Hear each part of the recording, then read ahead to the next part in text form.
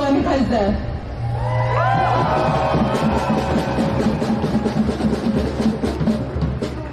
A year ago we took to the streets, and today we do the same, recommitting ourselves to the Palestinian struggle for liberation and return.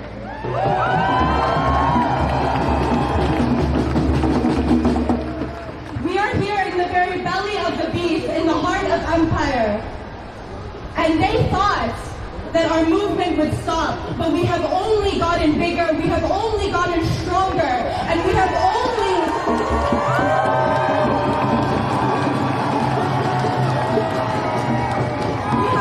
recommitted ourselves to our struggle and to our people.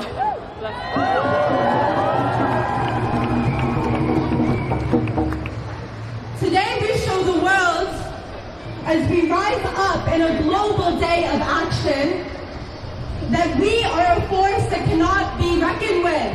That we are a strong and united force that will stand with the Palestinian people.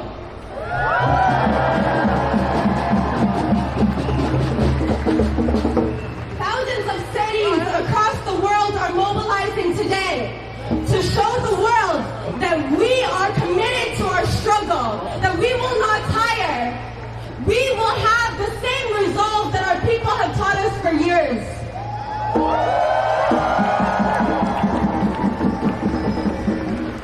And we are here in the heart of the empire because we know that the U.S. is complicit in this genocide and this ongoing escalation in the region. We know that the U.S. and the ruling classes have made the word ceasefire empty of meaning without actually committing to an arms embargo. But this, an arms embargo is a demand that we will not rest until we get. And not only will we demand an arms embargo, but we demand an end to the ongoing siege on Gaza, and for freedom of all our political prisoners, and for the liberation of Palestine in its entirety from the river to the sea.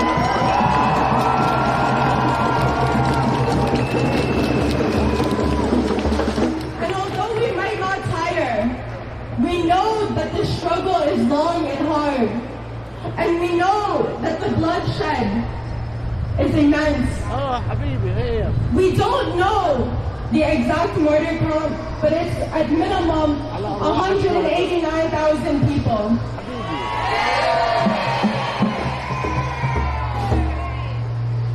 And now we don't know when we'll see the end to the war, especially with the ongoing regional escalation and the continued bombardment on Gaza, the continued starvation of our people. So we want to start today to take a moment of silence to honor all our martyrs.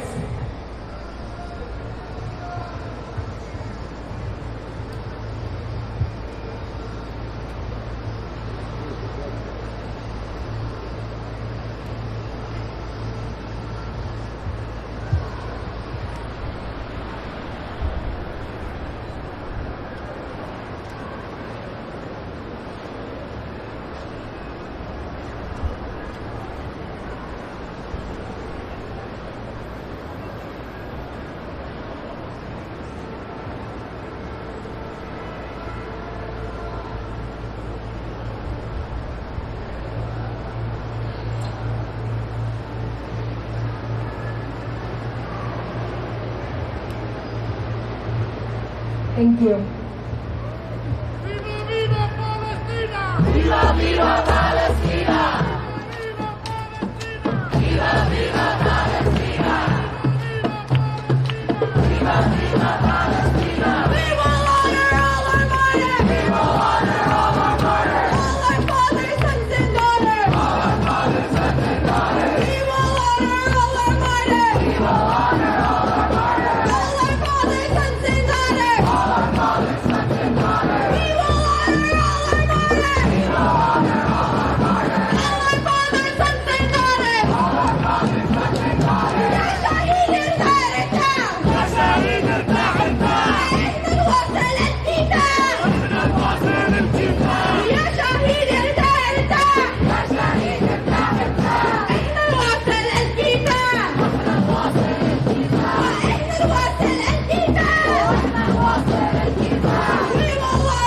all our martyrs! We will honor all our martyrs! All our fathers, sons, and daughters! All our fathers, sons, and daughters! We will honor all our martyrs! We will honor all our martyrs! All our fathers, sons, and daughters! All our fathers, sons, and daughters! From the river to the sea, From the river to the sea, Palestine will be free. Palestine will be free. From the river to the sea, From the river to the sea, Palestine will be free. Palestine will be free.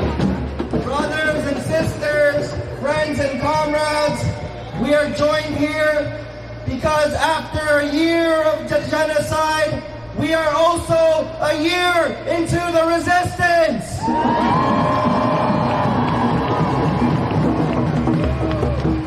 The Palestinian people, the people of Gaza, have shown us what steadfastness means, what samud means. They have shown us that despite the genocidal onslaught of the Zionist state of Israel, that they will not give up their lands, they will not give up their people, they will not give up on Palestine.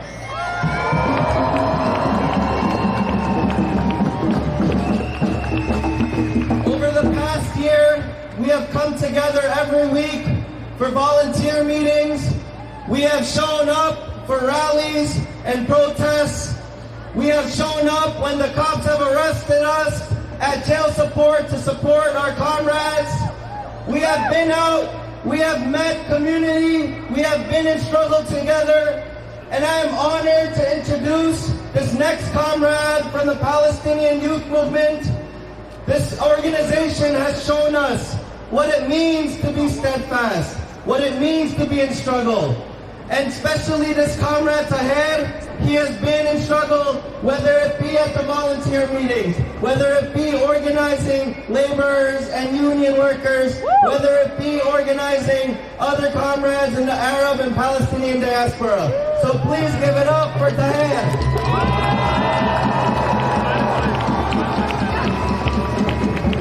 1 year. We stand here today in New York City and 1 year of genocide and 1 year of resistance. Since 1948, the United States and Israeli plan for our people and our region has been clear. Total annihilation and total subjugation of all Arab peoples. Shame! When Biden and Netanyahu speak of peace, when they speak of a new Middle East, when they speak of prosperity and economic cooperation, this is what they speak of. And when Netanyahu arrogantly, last September 2023, right before October 7th, stood at the UN General Assembly and showed a map of the world, of the Middle East, with no mention of Palestine and no mention of Palestinians, this is what he's talking about. Genocide. Netanyahu, Biden, the Israelis and the Americans, they thought they were close. They thought they were just a razor edge away from normalization agreements with powerful Arab states that would end this cause, that would solve the Palestinian people and our struggle. On October 7th, all of that changed. On October 7th, the people of Gaza broke through a 17-year strangling siege. A siege that they and no other people can ever or should have ever lived under. A racist colonial siege that denied the Palestinian people of Gaza basic rights to health care, to connection with family, to access to the outside world, and to food. And a siege that still, to this moment, kills thousands and thousands of lives that could easily be saved with access to basic health care and basic procedures.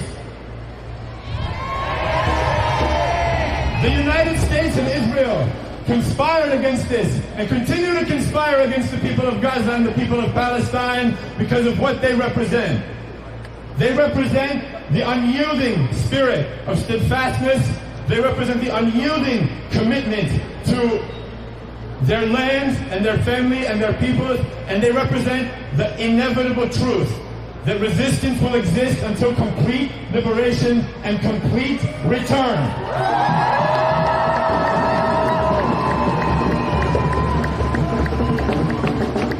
The Americans and the Israelis know this. They understand this is evident in every single reaction they have, every single bomb dropped in every single massacre, and it humiliates them. Out of humiliation, they massacre innocent women, children, and people. Out of humiliation, they expand into further lands. They commit, because they are humiliated, the greatest crime that our generation has ever seen. They have martyred 189,000 plus Palestinians in Gaza. They have destroyed nearly all medical infrastructure. They have left generations and generations of children without access to basic rights of health care, of family, robbed of their parents, who have been slaughtered and who have joined the more than 10,000 Palestinian political prisoners kidnapped from their loved ones. 90% of Gazans have been displaced at least once, many more than that. Every displacement and every falsely claimed safe zone, they're met with more bombs and more U.S. and Israeli slaughter. As we gather today here, we know that Israel takes the same tactic and the U.S. take the same tactic and expand, taking their claws deeper into the West Bank, into all of Palestine, and crucially and shamefully into Lebanon. In the past week alone in Lebanon, 1 million Lebanese have been displaced. Thousands more have ascended to martyrdom. As is the case in Palestine, Israel and the United States respond to the Lebanese with this brutality because of one simple fact. The Lebanese have refused to leave Gaza by itself. They have refused to stop fighting for Gaza. And so, the arrogant, colonial, and imperial Americans and Israelis respond with the only thing that they know how to do: destruction and slaughter. Slaughter, a genocide and destruction that has been funded by the United States to the tune of more than $38 billion, that has been supported through propaganda through every single major corporate news outlet, that has received direct political and military support since the day that Biden, early in October, joined the Israeli war cabinet and announced that he would be fighting for the home team.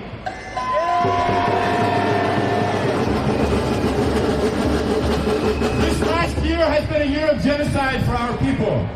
We have witnessed unthinkable crime after unthinkable crime. Rebuilding and recovery will take decades.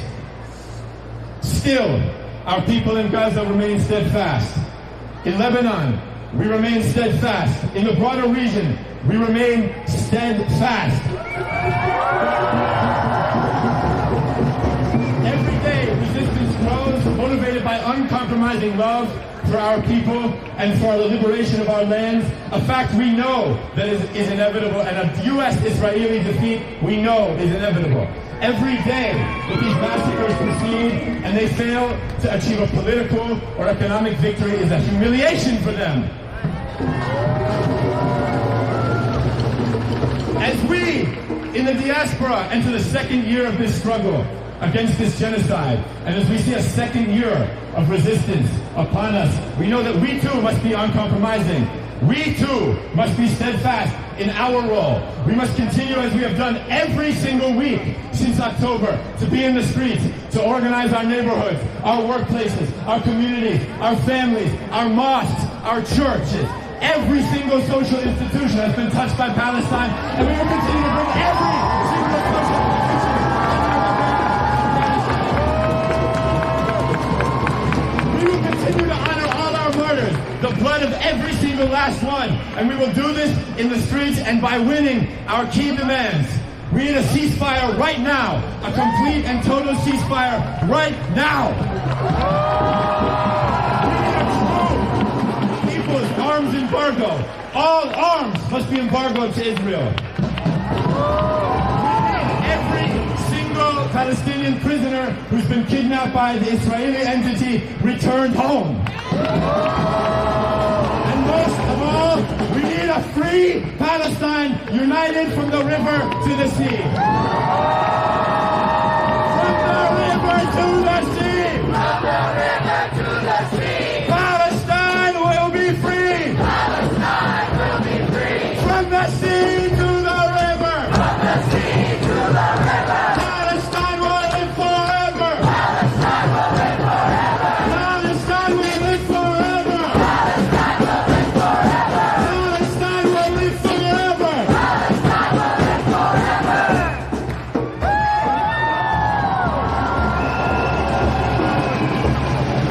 Next up, we have a speaker from the People's Forum, a space for organizing for all those in New York who are committed to our struggle for liberation. They have worked relentlessly to build our mass movement. And our speaker here today has worked tirelessly for the liberation of Palestine, a true revolutionary and internationalist. I am honored to introduce Manolo de los Santos.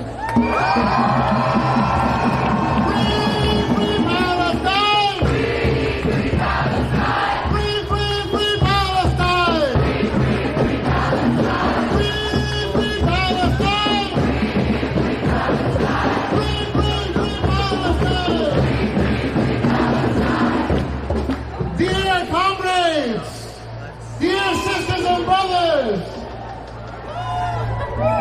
we have been out on the streets for a year now, but we know very well where the struggle begins. For 76 years, the state of Israel, with the full support and complicity of the United States government, has waged a genocidal war against the Palestinian people. You already know this, but I want to say this for those who haven't heard it before. Israel is not a country. Israel is not a country. Israel is not a country. Israel is a U.S. military base in the Middle East.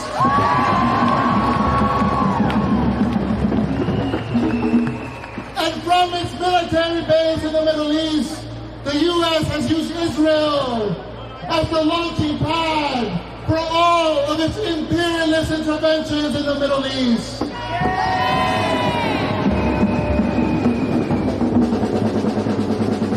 And for each of these 76 years in which the U.S.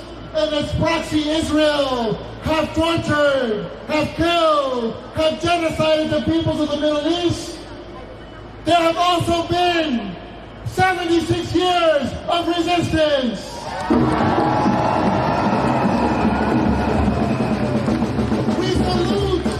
We salute the glorious resistance of the people of Yemen, of the people of Iraq, of the people of Iran,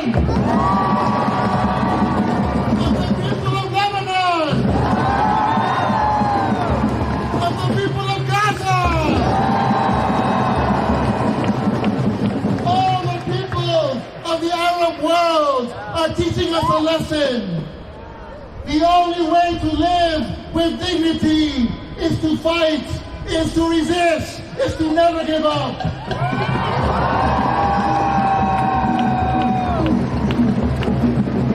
And that is a lesson that we've had to learn right here in the streets of New York City for a year now. Despite the mayor of New York City telling us not to march last year, despite Governor Hochul telling us not to march last year, despite all these corrupt politicians trying to scare us, trying to demonize us, we came out into the streets.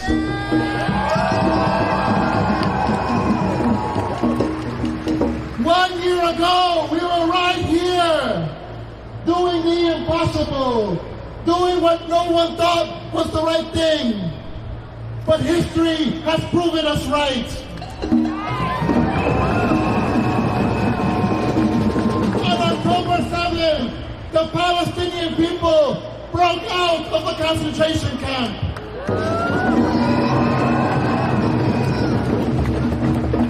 But they broke out not only for their own freedom, they broke out to wake up the world.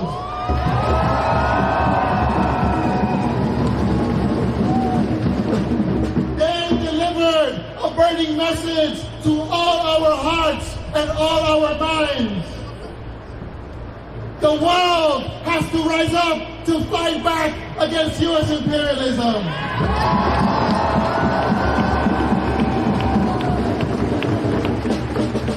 We have a common enemy, the Palestinians and us. Our common enemy continues to be Washington, D.C. Our common enemy has last names like Harris and like Trump. Our enemies have politicians on both sides of the UN party in the U.S. It is the Palestinian people who have reminded us that we have to fight every day for Gaza, because we also have to fight for the people of Sudan. Because we have to fight for the people of the Congo. We have to fight for the liberation of our planet. It is now or never. Now or never. For us to save humanity and our planet.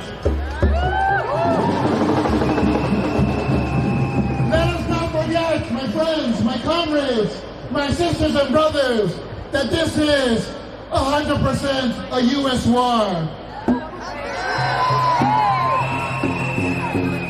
The U.S. with one mouth talks about ceasefire because they think that will calm us down. But with the other mouth and with the other hand, they send billions in dollars to support their military base in the Middle East.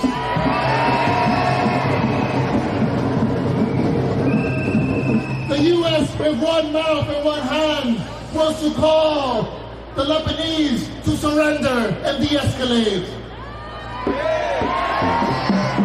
And with the other hand, they send 2,000-pound bombs to kill our brothers and sisters in Lebanon.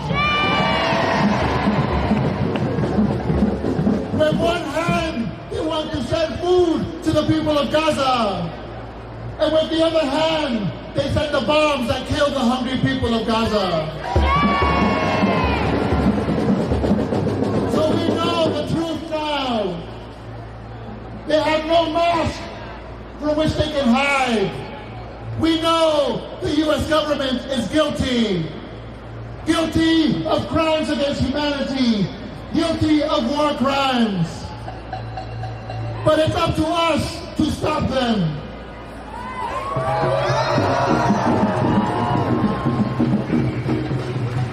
There are some who will tell you that what you have done in a year of struggle is not enough.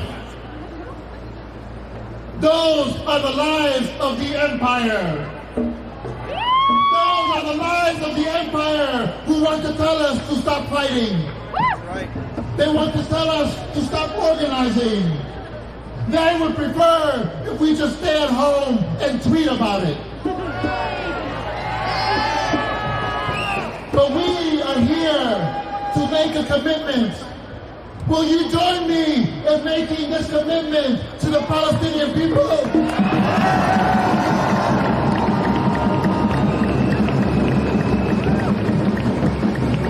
To the people of Gaza! To the people of Lebanon! To the people of Yemen! We will fight with you to the very end!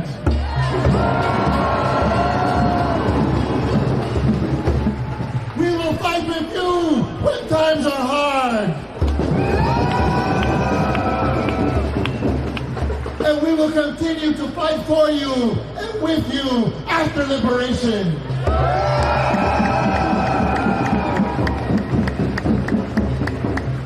Because we know in our hearts, but we also know with facts that imperialism, that Israel, that Washington can kill, they can throw bombs, they can commit genocide, but they will never be able to win.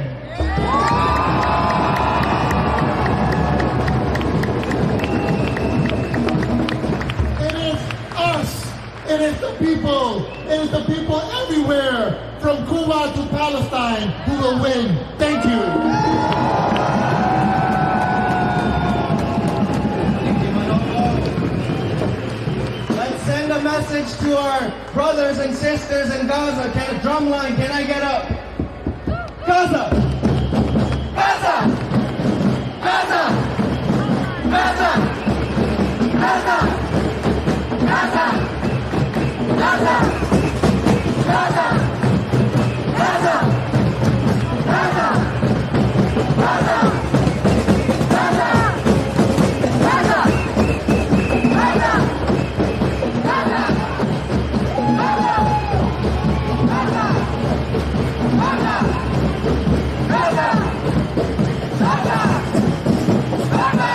Gaza, you will rise!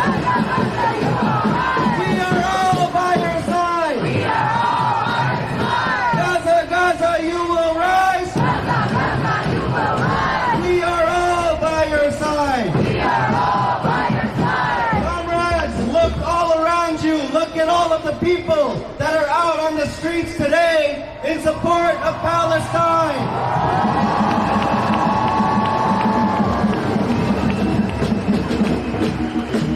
The work of mobilizing, of agitating, of organizing, it is a day-by-day process. It is a week-by-week process. It is a year-by-year process. And we have been lucky to have organizers and teachers and mobilizers who have been in the streets, who have been out here with us, who have been willing to teach us in the moments when we are not ready to learn, when we are not ready to listen, who have been patient with us, who have stuck by us. And this is why I am honored to introduce our next speaker, who has been a teacher for the movement, who has been a teacher for all of our organizers, Raja Abdulhaq.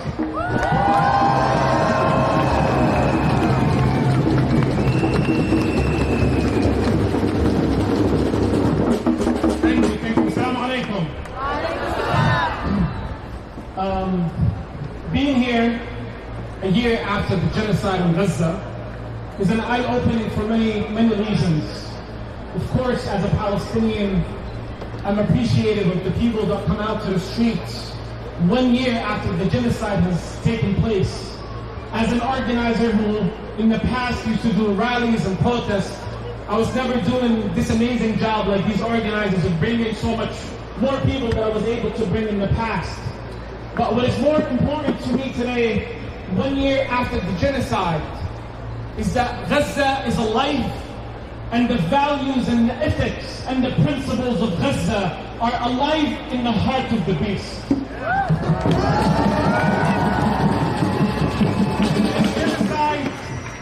This genocide and the mass murder of our people in Gaza, this ethnic cleansing of Palestinians in Gaza, is not incidental. It's not an isolated event in history. It's not a revenge of the Zionist killing machine for the act of the resistance that the people of Gaza did on October 7. This is a systematic process taken outside of the colonial archive of how to subjugate the people of the global South.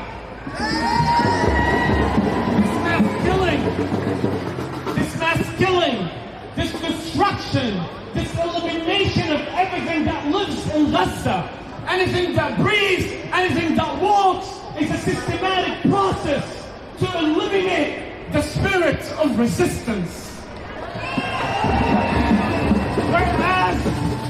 Whereas people like to make Netanyahu the face of evil, He's only one person of the whole machine that is behind him.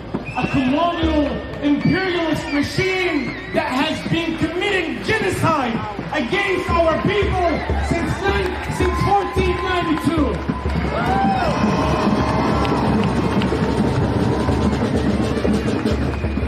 These bombs are not just created in the US.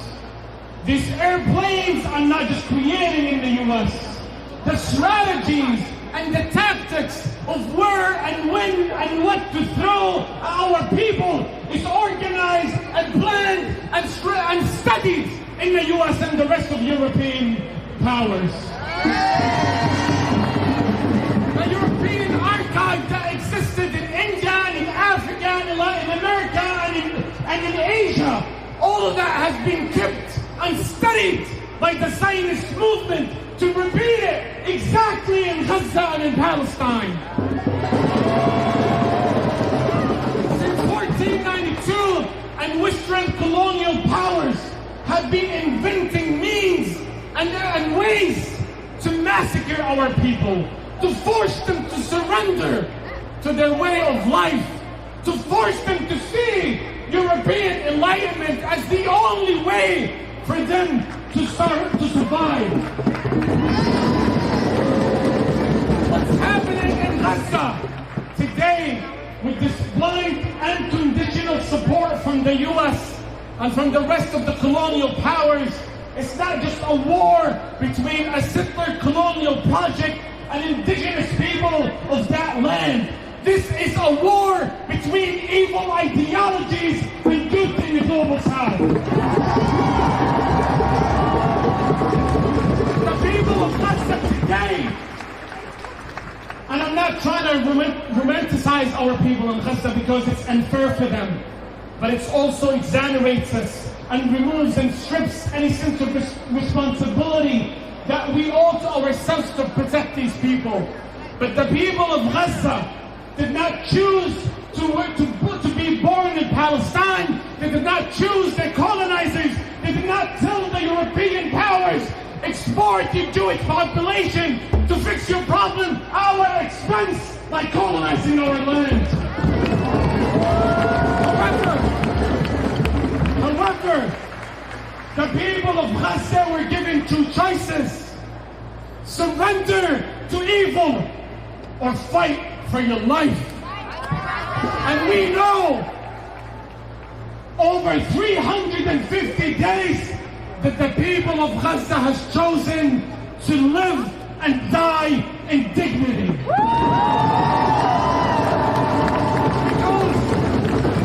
Because the people of Gaza know that the cost of surrendering is much worse than the cost of fighting back.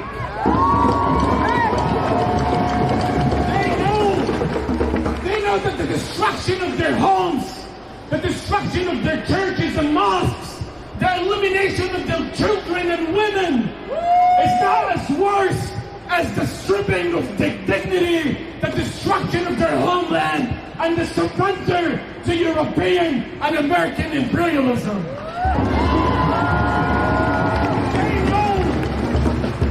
They know that Israel is a temporary problem in our area.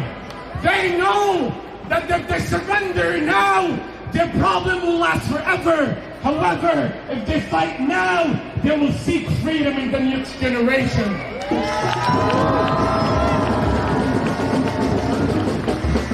When we talk about European and American support to this settler colonial project, this genocidal regime, this project that aims to eliminate the natives of that region and in that homeland of Palestine, we have to understand that, as I mentioned before, that the people of Gaza did not choose to fight.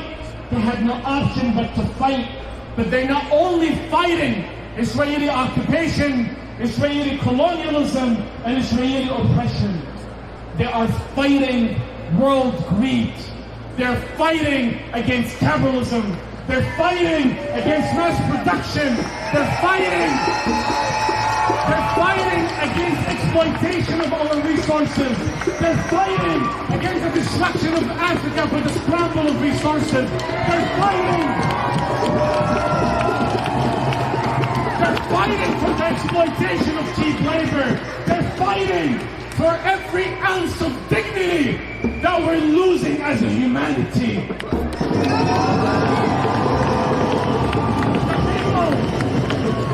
The people of Gaza know, and they recognize that they are at the center, the epicenter of the world attack on human dignity. What we are facing and what we're witnessing today in the goals of globalization, of cultural imperialism, in the ideas that the rest of the world must follow the leader of the world, so-called leader of the world, the US, by all means necessary. Meaning that the people of Gaza understand that if they lose this battle, they will be the last standing opposition to capitalism. They understand that their fight is not just occupation, because Israel is supported by the West as a client state.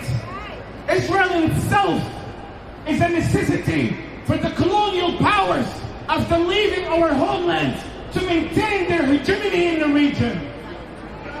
The US is using anti-Semitism and so-called self-defense of Israel to maintain its military bases in the region, to continue its hegemony and to continue its imperialism in our region. So brothers and sisters, whereas we can market and we can talk about the struggle as a political struggle, which it is, it's a human rights struggle, it is, it's an anti-colonial struggle, it is, it's an anti-occupation struggle, it is, it's an anti-imperialism struggle, it is, but it's a struggle between good and evil, and that is the reality today.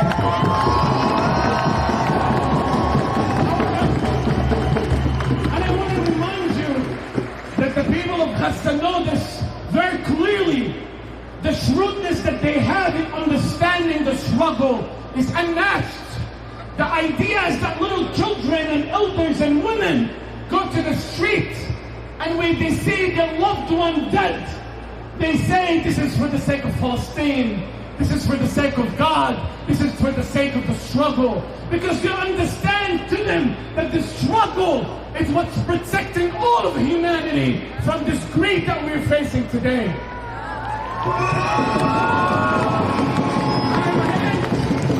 And I want to end by saying that Netanyahu has made it clear since day one that this is not just a fight against Hamas and resistance.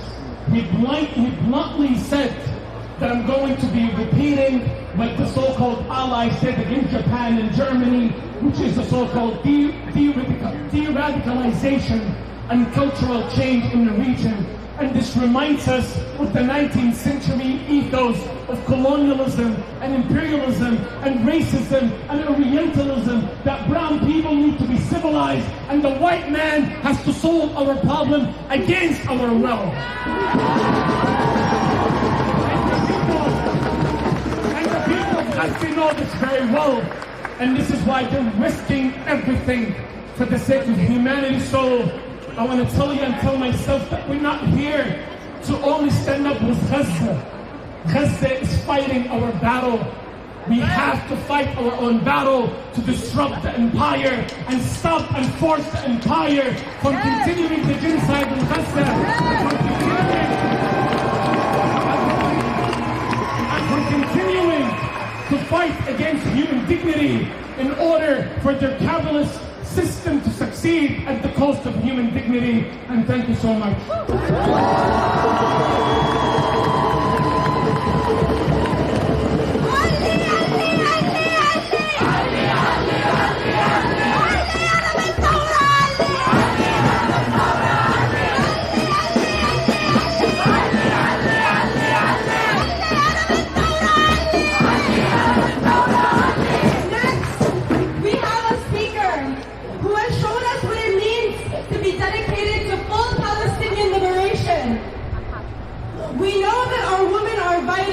in our struggle, that the women are vital in supporting our resistance in Palestine.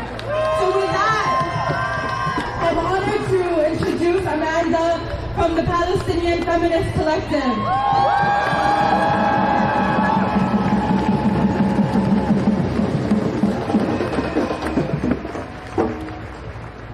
It has been 1 year of brutal genocide where as many as 200,000 Palestinians and thousands of Lebanese have been martyred by the U.S.-backed and funded Zionist regime. Today we stand together once again in our collective rage, mourning, and solidarity with our kin in Gaza, the West Bank, Lebanon, Syria, Yemen, and across the globe. For an entire year, we have forced the world to reckon with its role in the genocide of the Palestinian people. We have taken to the streets and we have mobilized to create a crisis for the imperialist powers of the world. We have witnessed the green light for the slaughter of our people, and today we stand here in our steadfastness, committed to liberation. As Palestinian feminists, we scream in our unified rage that says no to imperialism, no to Zionism, no to further Zionist expansionism now setting its eyes on Lebanon, and no to the ongoing genocide against our people. What we are witnessing is not only an attack on our region, it's a deeply anti-feminist assault on Palestinian and Arab society aimed at erasing our generational ties, our futures, and our resistance. Palestinians are struggling at the oppressive intersections of settler colonialism, imperialism, apartheid, racism, and patriarchy. Gender and sexual violence are core to the settler colonial project, but they have failed to break our spirit. In the words of Yasser al-Shafir, Palestinian women are mothers, sisters, prisoners, martyrs, resistors, heroes, the steadfast and the wounded, the nurturers of the resistance fighters and the ones present on the front lines. We are the teachers of love of the homeland. And as we mark this year of unspeakable genocide, we also recognize this year of resistance. Our resistance is as old as the occupation itself. A resistance that has endured for over 100 years. And despite unimaginable violence, Palestinians have not and will not relent.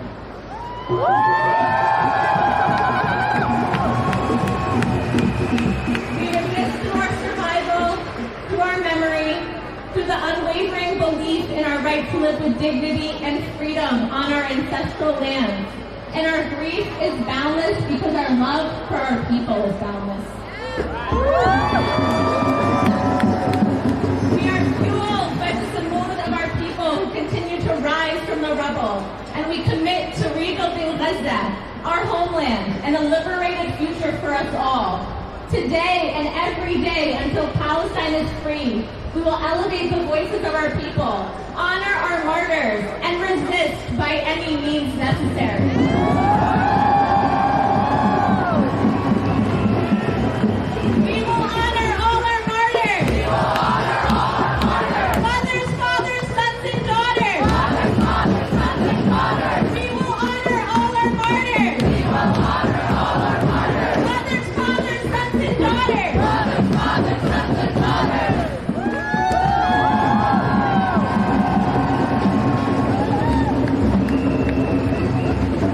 From Haiti to Palestine,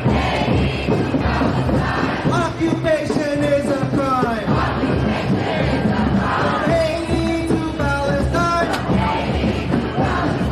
occupation is a crime. All right, comrades, I'm honored to introduce our next speaker, who has been an organizer, a fearless comrade, Kirby Joseph.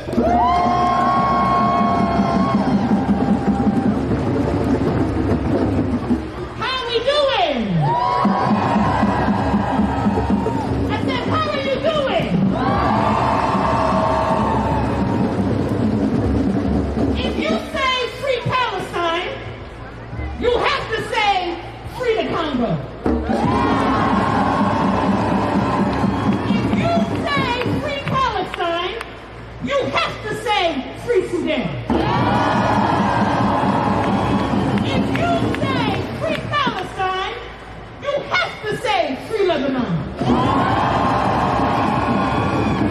And if you say free Palestine, then you damn sure have to say free Haiti.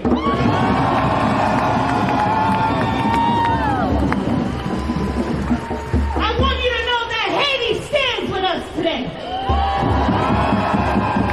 I want you to know that Haiti stands with Palestine. Haitians know who their comrades are. And we are all comrades.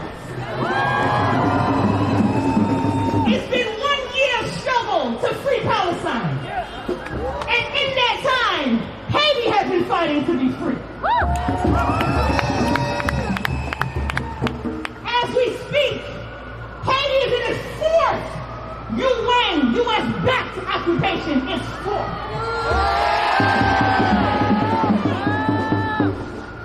Is that okay? No. Is that all right? No. Is that okay? No. Haiti has been fighting to be free since 1804. Haitians have been putting their bodies on the line against imperialism since 1804. And the struggle continues today. Can we agree on that? Can we agree on that? I don't know how many of you heard from Mr. Trump during the debates. I don't know what y'all heard. But the same racist, xenophobic rhetoric that this system spews about Haitians is the same rhetoric that they spew about Palestinians. Because when you dare to be free, they label us. When we dare to be free, we're barbaric. When we dare to be free, we're savages. When we dare to be free, we're monsters. No, but we know who the real monsters are. We know who our real enemies are. And it's the same system that's killing Haitians, that's colonizing Puerto Rico, that's isolating the Congo, and it's committing genocide in Palestine. Can we agree on that?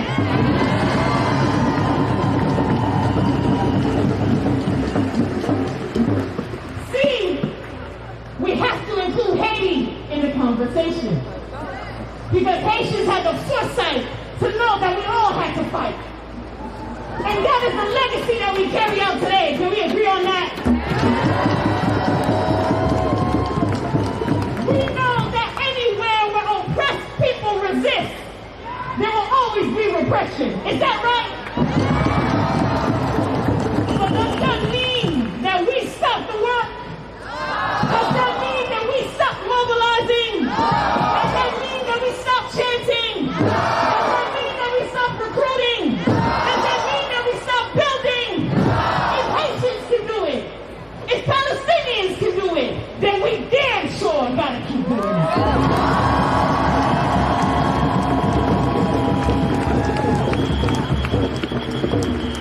As long as Palestine still fights, we gotta fight. As long as Lebanon still fights, we gotta fight. As long as Haiti still fights, we gotta fight. We have to fight. We have to fight until every link in this imperialist chain is broken.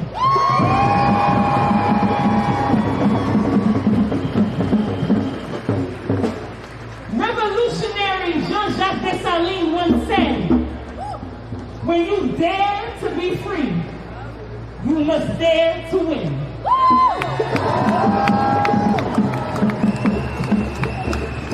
Are we on the winning team? Are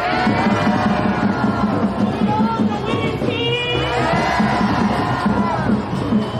Because I'm here to stand with international winners. Is that who I'm standing with right now? And the only way that we can win is to include all our oppressed comrades. Because together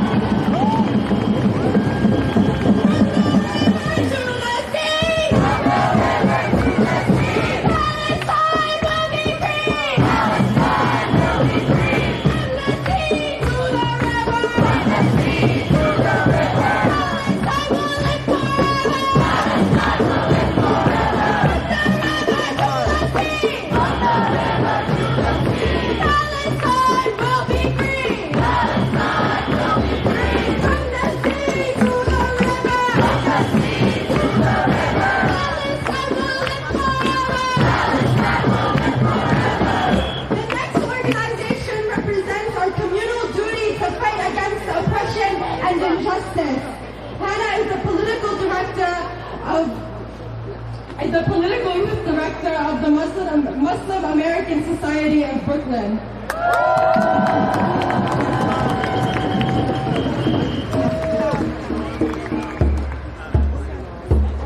Wow, what a beautiful crowd. One time for the crowd, y'all.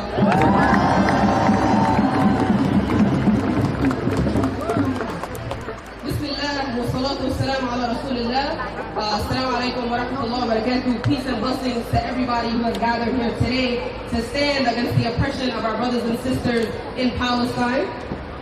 Brothers and sisters, it has now been 1 year since the genocide in Gaza began. 1 year plus 76 of unrelenting brutality, of bloodshed, and of unimaginable suffering of our people in Palestine.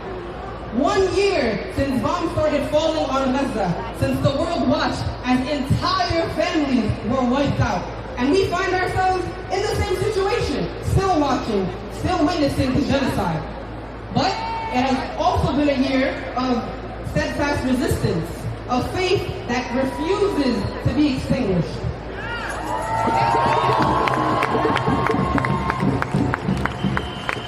For an entire year, the people of Palestine have endured what no soul can bear.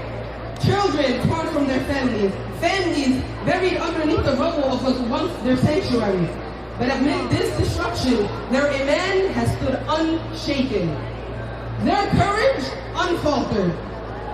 Like the olive trees of their land, they stand rooted in soil, stained with blood and tears, but they stand tall, proclaiming faith in Allah with every breath that they take.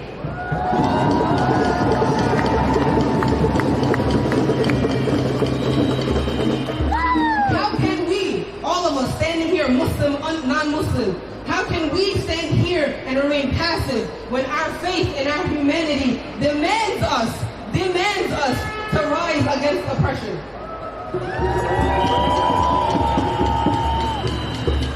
We cannot stand as mere spectators to this genocide any longer. Our prophet left us with the words of the believers are like one body. When any part of the body aches, the whole body responds with sicknesses and fever. And at this point, a year has passed and Palestine is not just aching. They're not an aching body, they're bleeding out. They're bleeding out and they're crying for help. And if we feel nothing, if we stand here and we feel nothing, then what has become of us? Palestinians have been resisting with their very existence. Every day they wake up. Every moment they stand firm in their homes and in their land and they resist.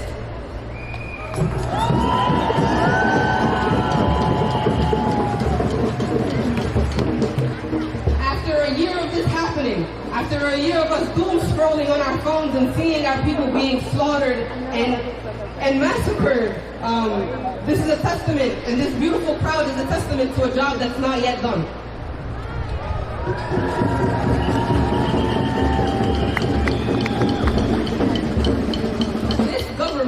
This government, they speak of peace, and they speak of democracy, and they speak of justice, but they turn a blind eye to the ethnic cleansing that's happening in Palestine. Not only are they complicit, but they are the architects of this violence, of the oppression that is faced by our brothers and sisters in Palestine and all over the region. They speak of peace, but they fund the very forces that uphold apartheid. We can no longer look at this genocide as something that's happening over there, something that we're very distant from. The genocide roots start here, start in the belly of the beast. It's happening with our resources. It's happening with our consent. And their blood is a moral stain on our hands. And we can no longer hide behind ignorance.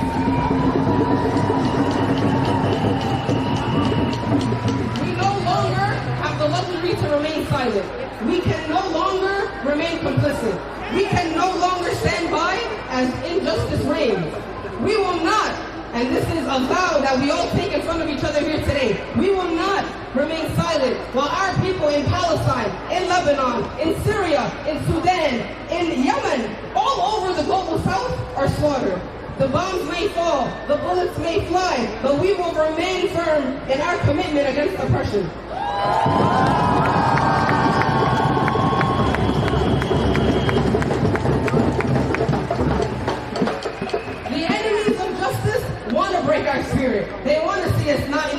numbers here. They want us to be at home just scrolling and doom scrolling and just, ruminating on our despair. But it's with God's promise, inshallah, that they will all fail and we will remain here steadfast,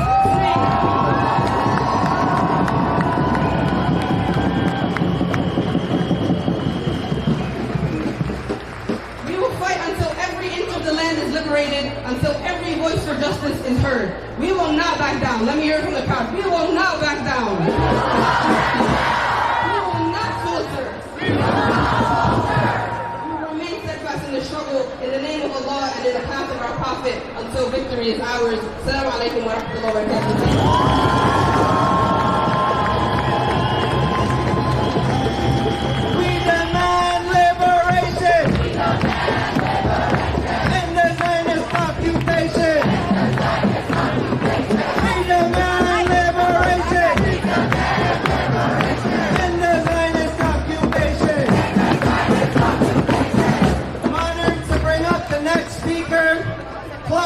From the Party for Socialism and Liberation.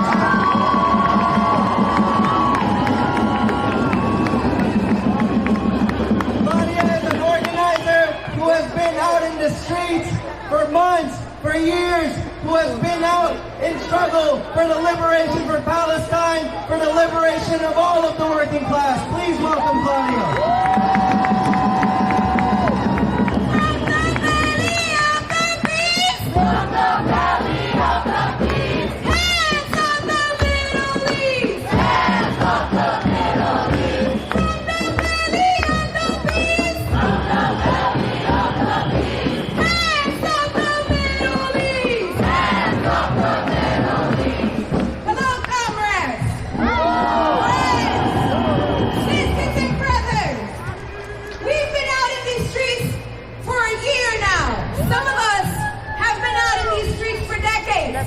And I just want to reaffirm us that the road to liberation is a long march. The people of Palestine know this. The people of Yemen know this. The people of Lebanon know this. The people of Iran, the people of Syria, the people of Haiti, the people of Puerto Rico, the global South know this.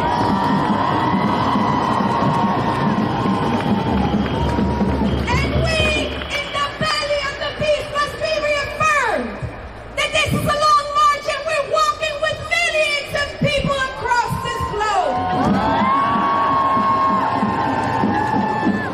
We must be reaffirmed that U.S. empire and the colonial state of Israel are two terrorist entities.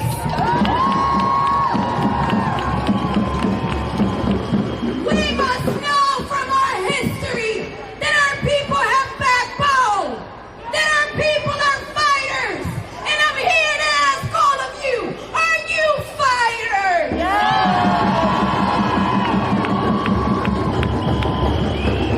We cannot unsee what we've seen. We cannot unhear what we've heard. We cannot unlearn what we've learned. Gaza has rehumanized the globe.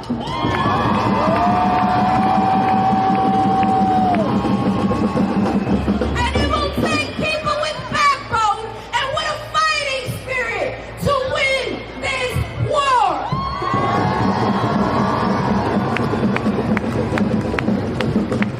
We are waging a war against capitalism. We are waging a war against U.S. empire. And as a good daughter from the Bronx, I have to say buckle up, because it's about to get bumpy. We don't back down from a fight. We move forward. They will expand this war. We've lost hundreds of thousands already. But we must be reassured that the only way to honor our martyrs is to continue taking every space in their honor and fighting to win.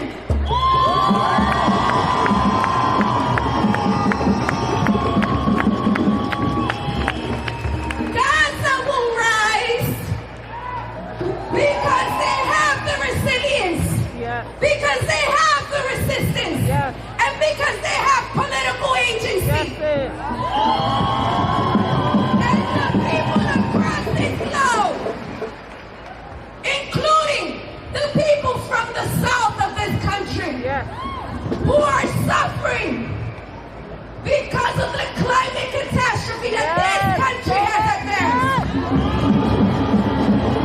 and who are being allowed to die and be displaced by the so-called leaders of this country, including that South, including the South Bronx, including Queens and Brooklyn and Staten Island.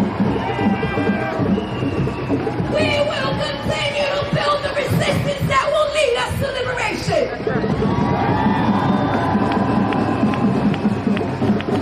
Because for as long as we're willing to defend life, there's hope. That's right. And we are fighters in this fight for hope. That's right.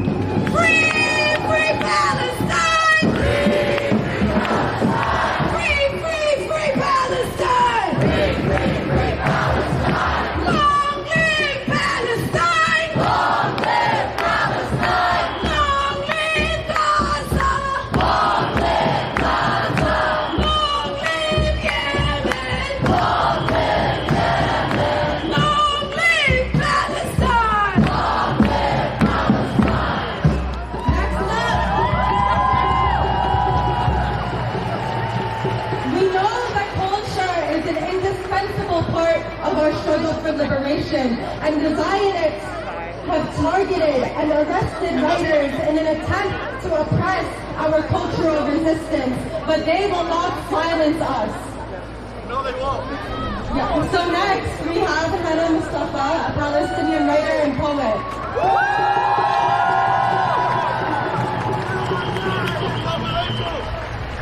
I love looking out and seeing thousands of dedicated activists. Free Palestine! Free Palestine!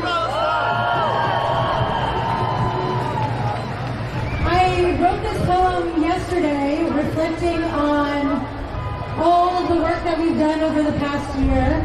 I invite you all to reflect with me as I read, and I invite you to start thinking about what you want the next year to hold as well.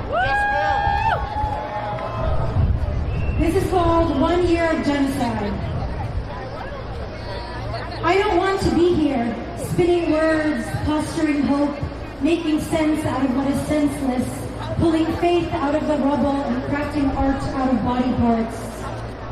The first time I went to a protest, I was 2 years old.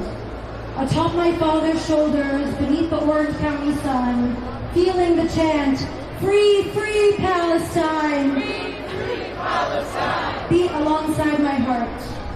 The protest, I think, was for the 180,000 in annexed East Jerusalem.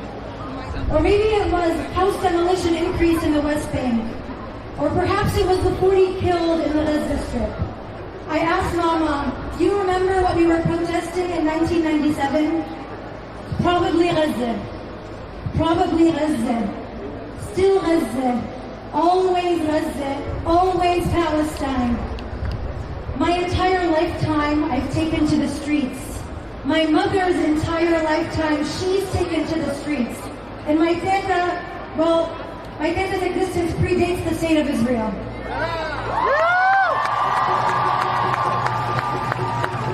Though she would be mad to hear me proclaiming her age in front of a crowd this large.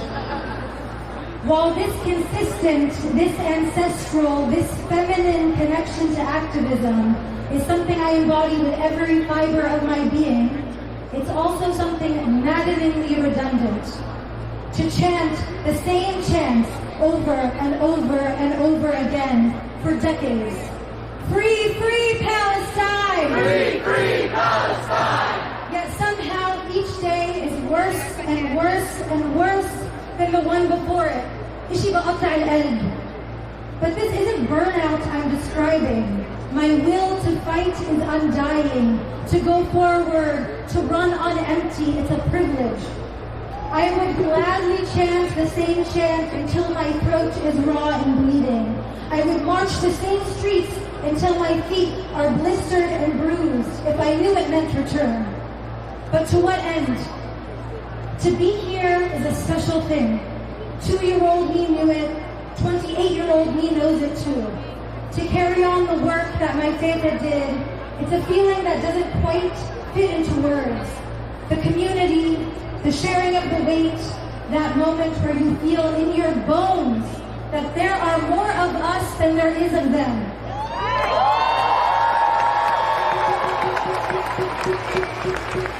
It's fuel, it's grief cascading into hope. But parading alone is not enough. Nothing is enough. These protests are vital, I know. This action is forward moving. It's big, I know. Bigger than me, bigger than us, but still not big enough for Gaza.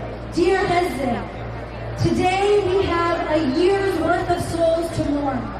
We have 76 years worth of rage to unleash. We have a lifetime worth of grief to reckon with. This poem is about anger, because I don't remember how to write anything else. I don't know that I can feel anything else, and I don't know that we should. This piece isn't at all poetic. There is no romance in martyrdom. Resisting isn't heroic when it's the only option they have. This poem is not PC because my identity is inherently too political, and I'm not at all correct. This poem has no decorum because I don't have a shred of it, and I'm too tired to go on pretending. We must harness our anger and amplify our actions. This is the time to do more, be bigger, because we've already changed the minds of the masses. They too are now disillusioned by our lawmakers. They too have not an ounce left of faith in these pitiful genocidal political candidates. So what comes next? My words aren't going to change the movement, but if you hear anything, hear this. We must get more creative. Our anger is our weapon, and I believe in an armed resistance.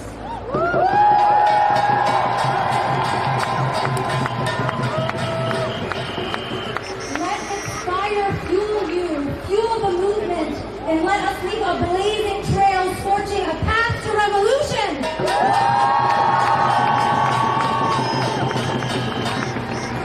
If we want to be liberated, and we will, if we want to return, and we will, we must seize our delusions. Our imagination is our greatest tool.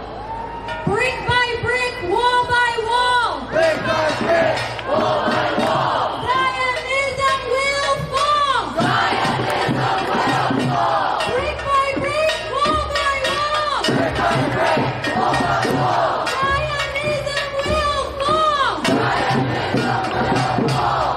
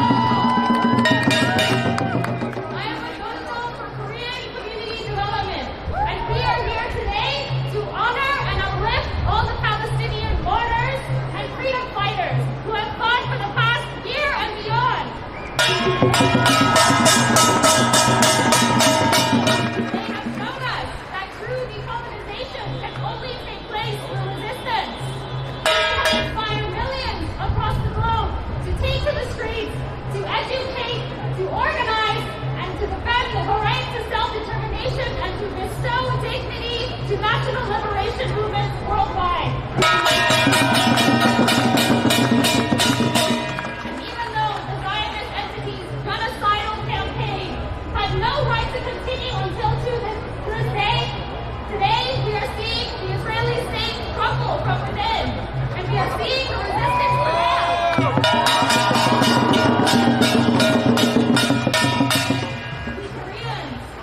We Koreans know well the pain of having our land scarred by borders and our fates determined without our consent.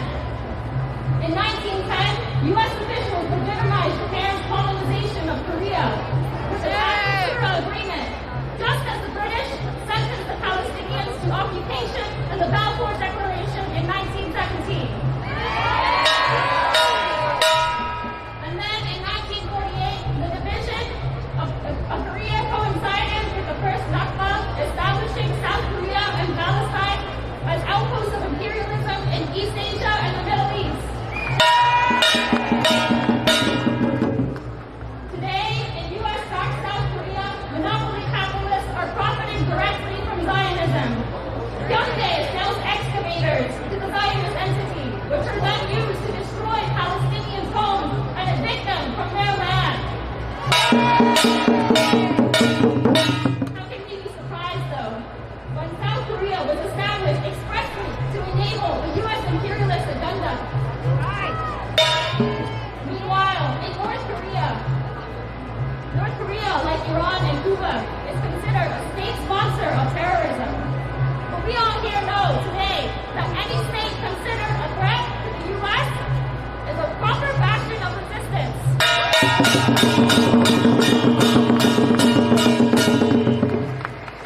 And indeed, North Korea has proven itself a steadfast ally to Palestine. Not only has the North Korean government never once recognized the Zionist entity, the North Korean government has also trained and armed the Palestinian resistance for decades.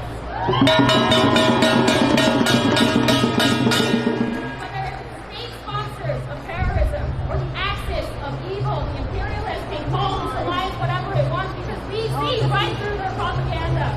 And we know that when the West declares a nation a threat to world peace, it's actually a threat to imperialism.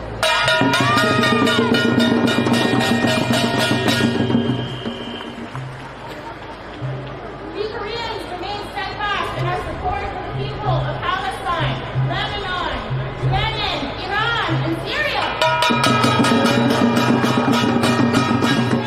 United front for Palestine because what unites us all is a shared history of resistance, and we will continue to honor this history of resistance until Palestine is free, until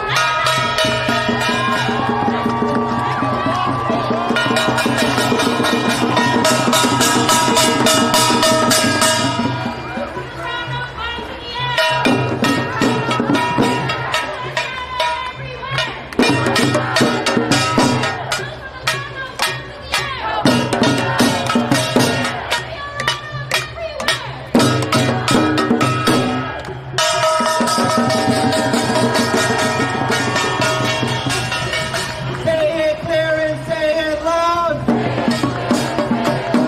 Gaza, you make us proud. Say it clear and say it loud. Gaza, you make us proud. All right, comrades. We are at the close. We are almost there. We are ready, going to be marching very soon. This will be our last speaker.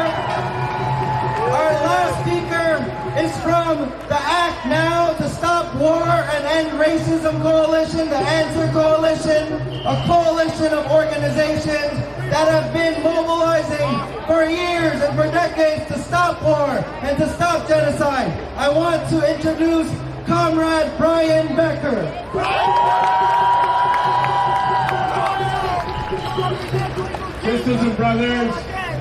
Sisters and brothers, we're about to march.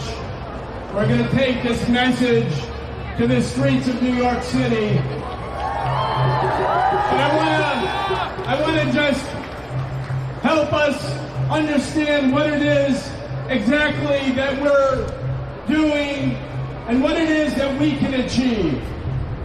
The people in Palestine are steadfast, they're resilient, they're not giving up. It's amazing to think that after this genocide, the people can still say, we're here to stay, we're going to fight, and we're going to win. But that's exactly what the people of Gaza have told us. And in that sense, the people of Gaza, the Palestinian people, are the leadership right now for all of those people everywhere who want freedom.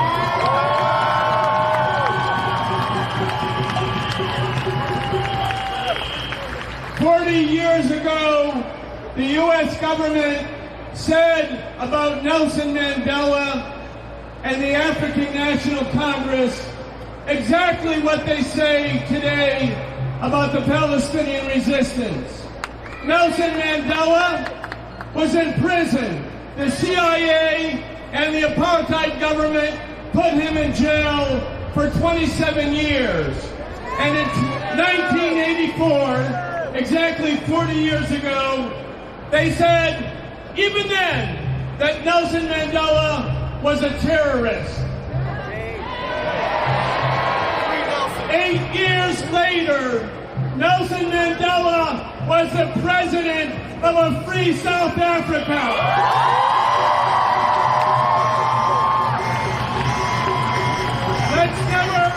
Let's never, ever forget this lesson. No matter how dark it might seem, no matter how grim it might seem, the struggle for freedom and the struggle for justice is going to win. ANC, South Africa, they won. And Palestine will win.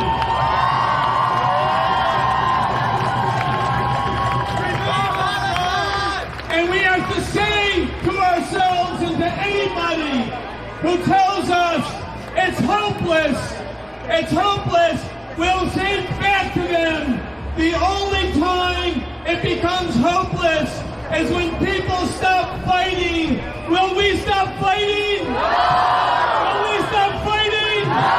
Will we fight? Yes, we will.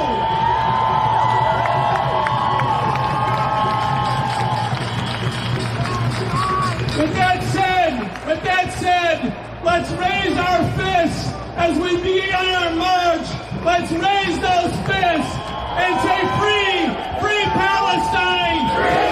Free Palestine! Free Palestine! Free Palestine! Who's ready to march? Who's ready to march? Comrades, we are marching this way. Please follow the banner and march towards this way. Free Palestine! Free Palestine! Free Palestine! Free Palestine! Free Palestine! We want justice, you say how? Hands off Gaza now! We want justice, you say how? Stop bombing Lebanon now! We want justice, you say how?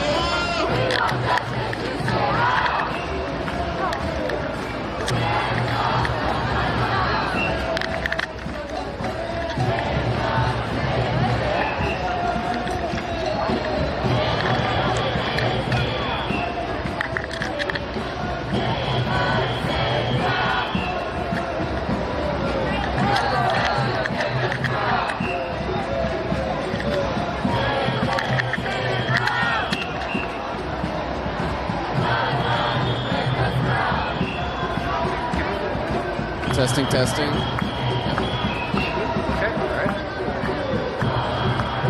How's it going, everyone? Welcome to the 1-year anniversary march protests for Palestine, and this is part of a national wave of protests that's happening across the country Because obviously, you know, about a year ago, in 2 days, a year ago officially, will have been the beginning of the latest iteration of the genocide in Palestine. And, you know, I remember exactly where I was a year ago. I'm sure everyone else can remember exactly what was happening the morning of October 7th when the Palestinians launched the latest iteration of their liberation war.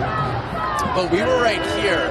There was a protest here on October 8th, 2023, right here in Times Square, the day after the people of Gaza had broken out of their prison. And, you know, I've been thinking a lot about what we were saying on October 8th of last year, and a lot of those things still hold true. You know, first and foremost, that obviously this didn't start on October 7th. But moreover, that no matter how many times Israel tries to bury the Palestinian issue, or, you know, count it out, kill people,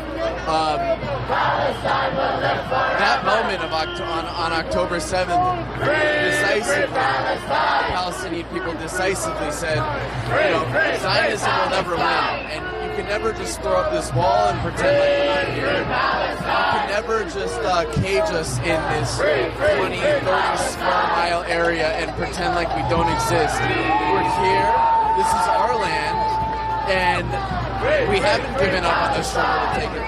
We're good. And, you know, just looking back, I mean, obviously a lot of people here are carrying heavy emotions today. But you know, it's not like, this is not a funeral, this is a protest. I mean, people are here obviously to mourn the over 200,000 Palestinians that have been killed in the last year.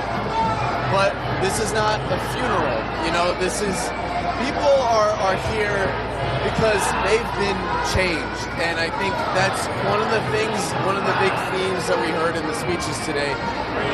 People are here because October 7th profoundly changed the world. The Palestinian resistance profoundly changed the world. It's hard to even remember the pre-October 7th world. I mean, Palestine has changed everything. I mean, to put it lightly.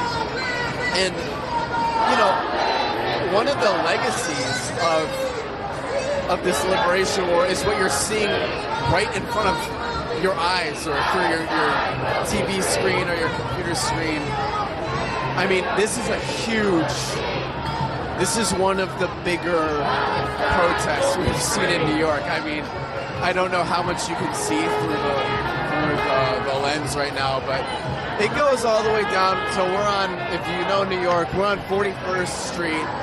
It goes, right now it's going all the way down to 39th. I forget how many people are behind us.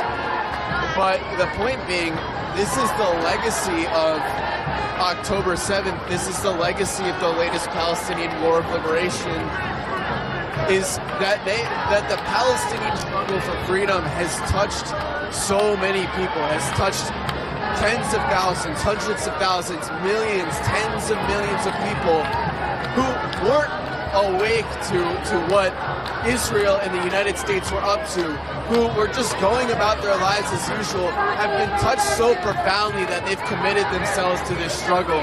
And you know, that's one thing that so many of the speakers talked about. Like, you look around, you start to recognize people, you start to, you know, see familiar faces. So many of the people here have just been activated and have found new purpose in life because of the Palestinian people. You know, one of the speakers said that the Palestinians really represent the leadership of the movement, not just for Palestine, not just for the Arab world.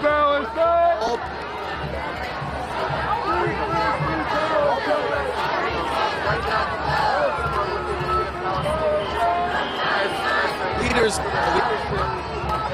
you know, I mean,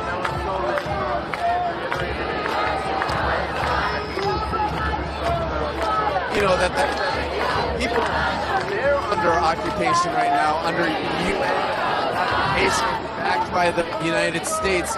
And, you know, I'd imagine the people in Haiti seeing the genocide unfold right now, they don't see themselves in Benjamin Netanyahu. They don't see themselves in the state of Israel. They see themselves in the Palestinians. You know, all the people that were protesting the execution of this man, Marcellus Williams. I don't think they see themselves. I think they see their struggle in the struggle of the Palestinians, who are routinely executed, imprisoned wrongfully, even as children, which also happens here in the United States. You know, this is a struggle that has connected so many dots for so many people. So we're headed to the front of the march here. I think we're gonna try to get an elevated shot here. Show you how big this crowd is.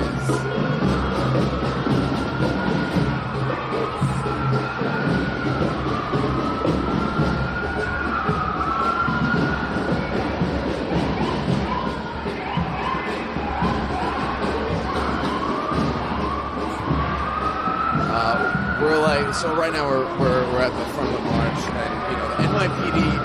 I mean, if you've been watching these streams, you want to try to get up.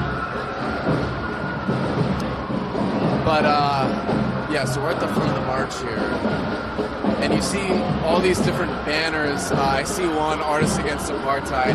That's a group that formed during this genocide. That's a group of artists that you know, do fundraisers. They dedicate their art to Palestine. You know, they speak about Palestine. They put it in their work.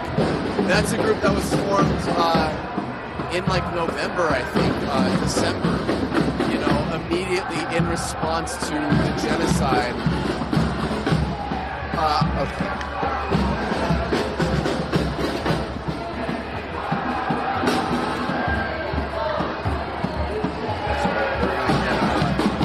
Little elevated shot here. Show you what that looks like. Guys, this is 1 year into the genocide. You know, they thought we would quit. They thought we would go home. They thought we would eventually get tired of this. But, you know, this is absolute ironclad proof that this movement's not going away. And this is why Israel will never win. More so than military reason, more so than any, you know, weapon or any strategy that Israel can pull out of its back pocket. They're not going to win because of this, because of what you're seeing in front of you, because Israel has been fully exposed in front of the world, and so many people have seen things that they never thought they would see in their lives unfold before them, and so many of them have been moved to respond. These people are not going home. You know, I'm sorry to say for all the Israelis watching this, people at the State Department watching this, these people are not going home, and they've pledged over and over. You know, I remember there was a protest in the winter.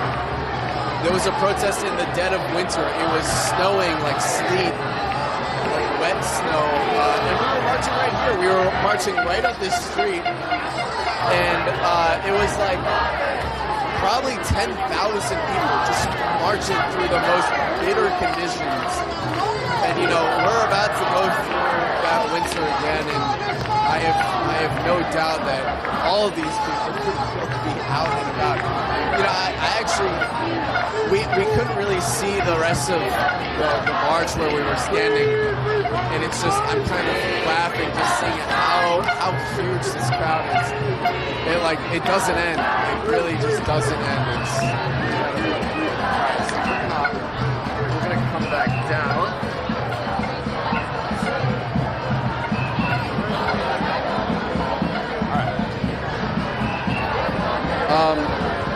I wanna do this more often, but I'm gonna pull up the YouTube chat and just. Oh, I'm talking.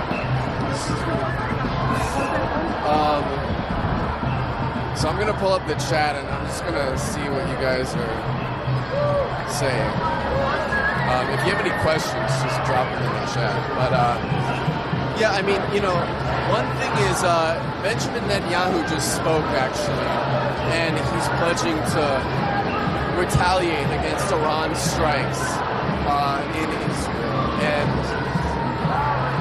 I saw a report from CNN that Israel has not actually moved a strike on an Iranian nuclear facility off the table. Like, they're still considering that as a legitimate option, which, I mean, is not just suicidal for Israel, but for the world. And, you think about that, you think about a country that sees it as legitimate to blow up another sovereign country's embassy, to bomb them in their capital, but now they're talking about blowing up the Iranian nuclear program. I mean, this is a truly rogue state we're talking about. And I want to, for all the fans out there, breaking news fans, I want you to, after you're done watching the stream, to go on our channel and watch this clip we just posted of Eugene and Rania talking about South Africa and the apartheid regime's behavior in its final dying days. They went on a killing spree around southern Africa. They invaded Angola. They funded a dirty war in Zambia. And, this is exactly what Israel's doing. They're going on a maniacal killing spree. And, you should just watch the video. I mean, it's really impressive. But obviously, Israel was one of the biggest sponsors of apartheid South Africa and Rhodesia, which was the British settler colony in what we now know as Zimbabwe. In Zimbabwe, what they call Rhodesia.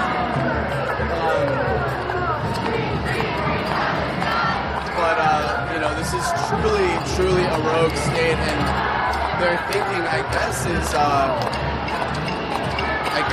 you want to put out a fire, start a bigger fire next to it, or whatever the saying is. But Israel has totally isolated itself. I mean, last week we were covering the UN General Assembly, and right before Netanyahu's speech,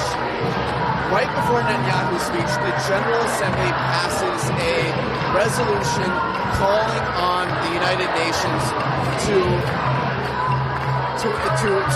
arms embargo Israel, or expressing support for arms embargo against Israel. And it was like one of the typical UN votes on Palestinian rights, 124 to 14 against, and I think 41 abstentions. And it's another thing. I mean, it's the question we just have to keep asking over and over and over. But what will be enough for the international community to uphold and enforce the arms embargo that they keep talking about, they keep giving lip service to, but they don't do anything about?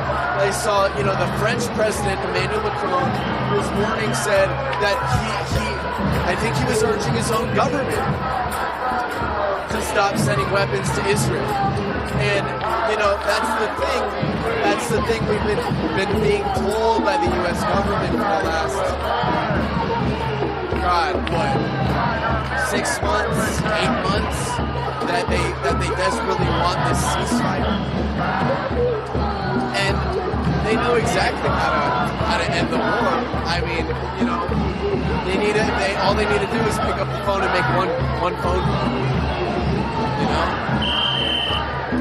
But to do that would set this precedent for them where the people have sort of forced them to stop arming, to essentially stop supporting and stop the continuation of the U.S. imperial project. And to set a precedent like that, I think would sort of, it would be unacceptable to our government, to the people that claim to represent our interests.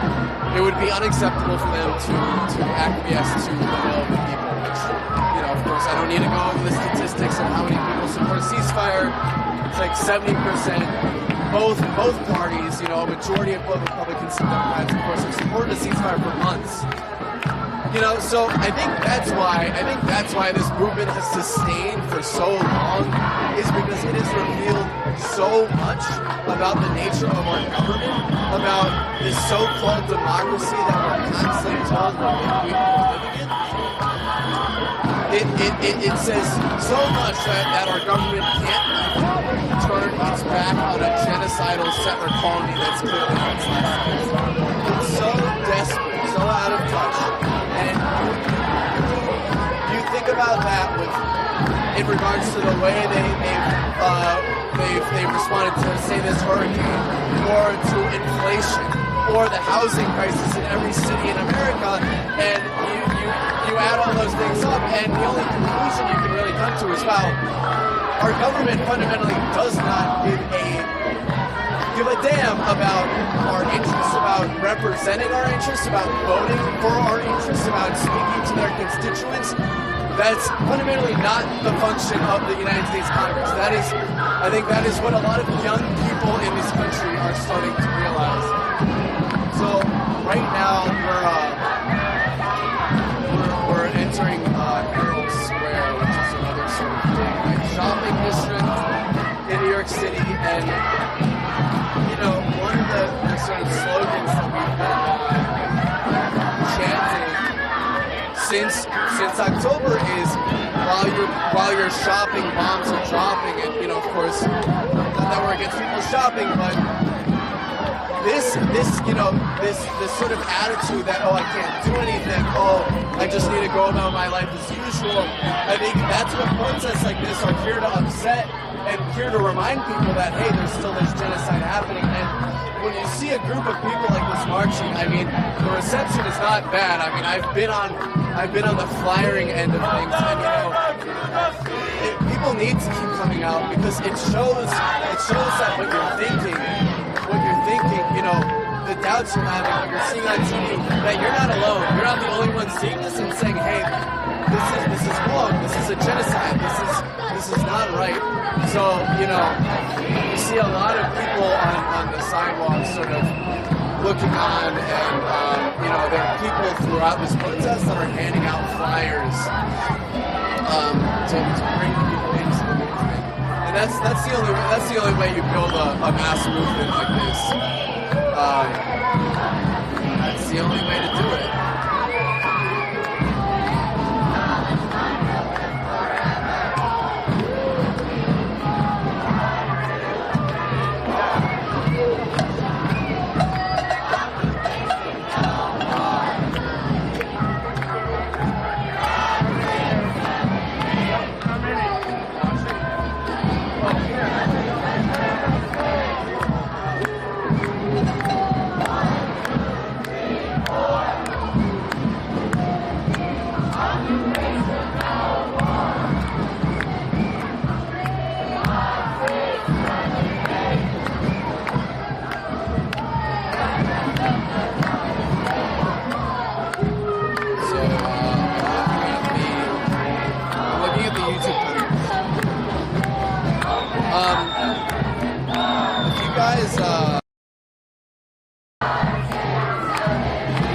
Questions at all, leave it in the comments, but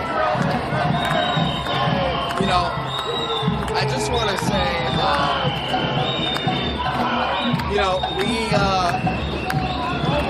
we've been covering this genocide really since Breakthrough started 5 years ago.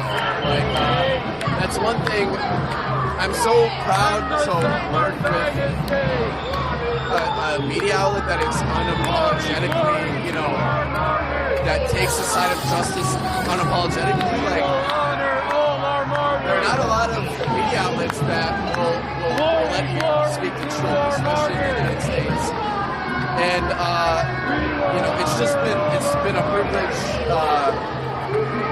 to be allowed to work here at Breakthrough. And we work super hard. We have to really punch above our weight because obviously, we're not for profit. We're not for the billionaires. We're not for the imperialists that are funding the genocide in Palestine right now. We're exposing them. We're talking about their crimes, and that doesn't really win you a lot of favor with a lot of wealthy people, but it wins you favor with the people, with the downtrodden, with the oppressed. And I know I'm sure so many of you work hard day in and out just to put food on the table, but really, like, if you appreciate what we do here, even if you could just throw us like $2 or $3, $5 a month, if you could forego that coffee once a week or whatever, and donate it to Breakthrough News. If you ever feel like we've helped you or you like, the content we produce, please, we're only funded by people like you, like our viewers, ordinary working people. So it really just helps keep independent media alive, and it helps create an alternative to obviously all the bullshit that we hear from the corporate press, from the New York Times, from Fox News, and all these people. So you could make a one-time donation on in our YouTube live chat through the super chat function, or if you want, it would be great if you could go to our Patreon, which is on our socials. You can find it in our bios and so on and so forth. Patreon.org/Breakthrough News, and you can be a patron for as little as $5 a month. But we will, anything helps keep independent media alive. And with that, that will be the end of my donor pitch for now.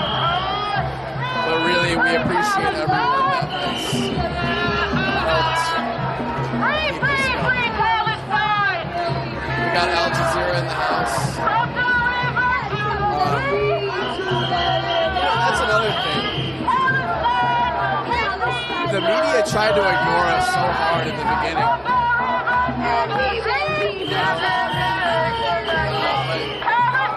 I still don't see, some of the big U.S. outlets here, but this movement has been so effective at just interrupting politicians, interrupting big events.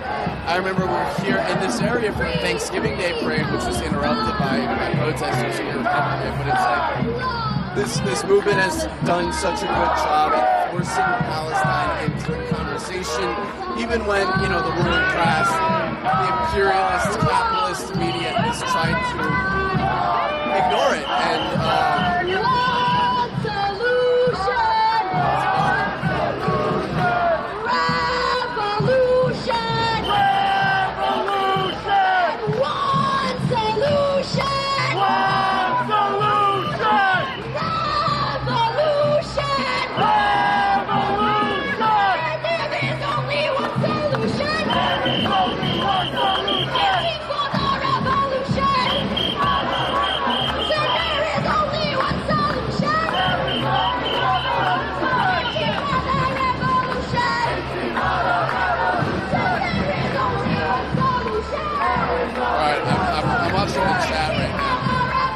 Deborah, thank you so much.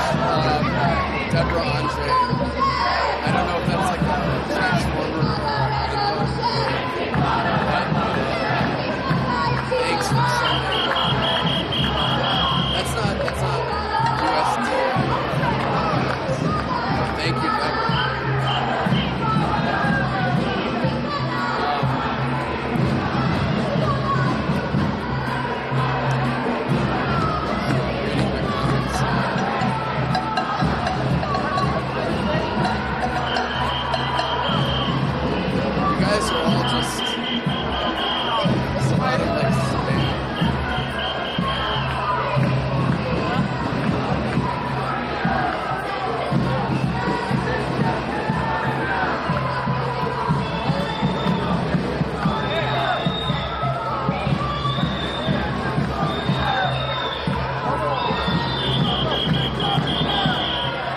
how many people are here? I don't know.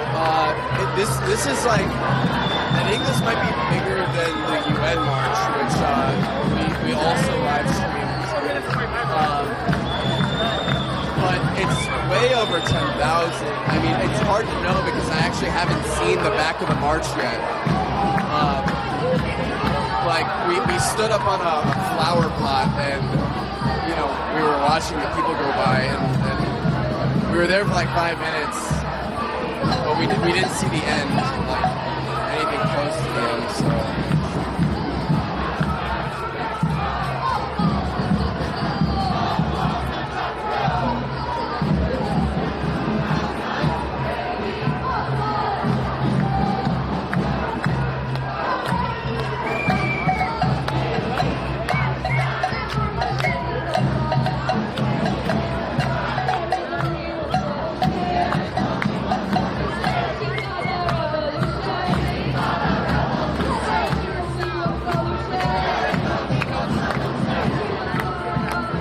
Why don't we use a drone as a bird view?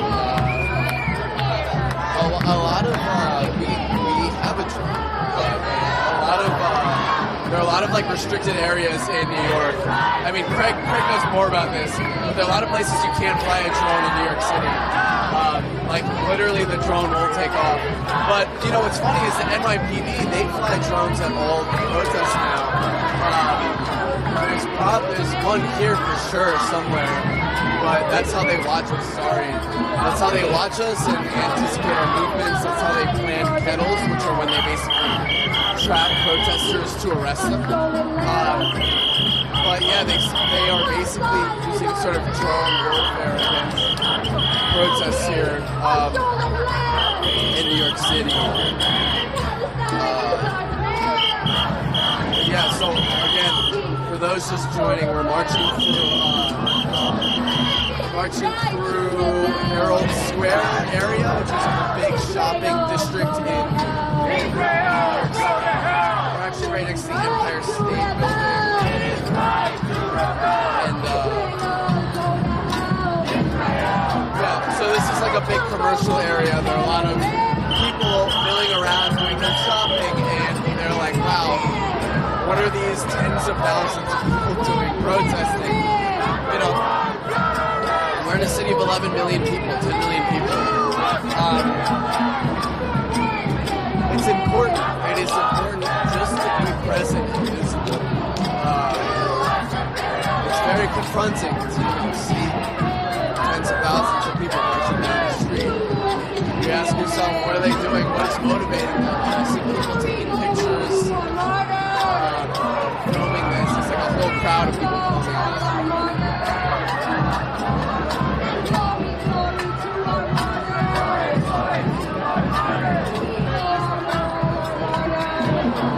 This is the march to commemorate 1 year of the latest iteration of the Israeli genocide of the Palestinian people. One thing I wanted to that really struck me about one of the speeches was Raja Abdulhaq's speech from Quds News Network. If you don't follow Quds News Network, they have a lot of great coverage on Palestine. But Raja said something. He said, Israel said exactly what it intended to do on October 8th, October 7th, October 8th. What Raja was quoting was he said that Gaza is going to go through a de-radicalization program similar to the one that happened in Germany and Japan after World War II, which is, for those that don't know what happened, the Allied powers, occupied Germany and Japan, declared martial law, rewrote the constitutions, disarmed everyone, which would be inappropriate. Sorry, it's like super loud here. Which would be appropriate for which would be appropriate for an appropriate punishment for Israel, or a country that has committed a genocide like Nazi Germany or Imperial Japan. But that's what Netanyahu came out on October 8th was saying his plan was for Gaza. And of course, it's on record. It's all on record. Them saying on October 8th, these are human animals. We're going to kill them all. We're going to cut off their food and water. We're going to, starve them. No food for the enemy, all this. No innocent civilians in Gaza. Like, all of this about we're going after Hamas, we're doing this and the other, this is about the safety of... But it's all bullshit. It's all bullshit because we know exactly what they were planning, because they told us what they were planning on October. Israel, go to hell! That it is right to rebel! Israel, go to hell! And it is right to rebel! Israel! It's really, just thinking about the legacy of October 7th. I mean, it's still an unwritten history. It's still, the ripples, the waves of the historical impact of...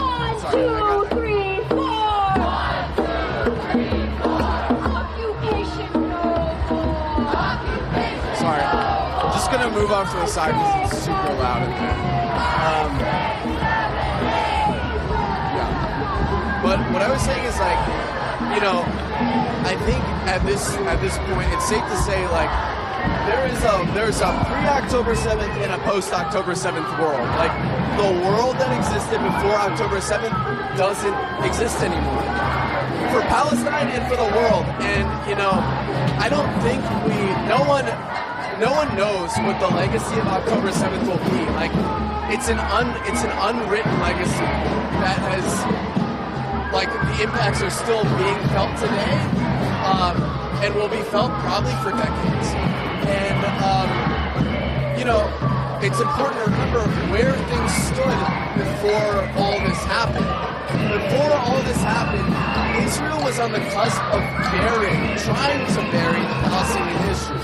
Of course, they never will, but there are legitimate setbacks, and one of those things was going to be the signing of these normalization agreements. These Arab countries, the United Arab Emirates and Bahrain, were on the cusp of signing these normalization agreements with Israel, meaning they would recognize it's not just its right to exist, but its presence in its current form in occupied Palestine, and open diplomatic relations with them, and also move towards a settlement of the land question, with Israel taking at least 30% of its primary settlements, whatever the fuck that means, land that was stolen from Palestinians in the West Bank. So even more land given to the Israelis, to this settler colony. And that deal was shattered. After October 7th, all these sellout Arab governments that were ready to just make peace and give up the fight in Palestine, they couldn't go back to their people and say, look, we still got to sign this deal. Look, we can work it out with Israel. After October 7th, Israel showed its true face. They said exactly what they wanted to say for the last 75 years, which is, we just want to kill all of you. We want to erase Palestine from the history of existence. And after that, it became impossible for these Arab governments to look their people in the face and say, we're abandoning Palestine. And it's also done all this.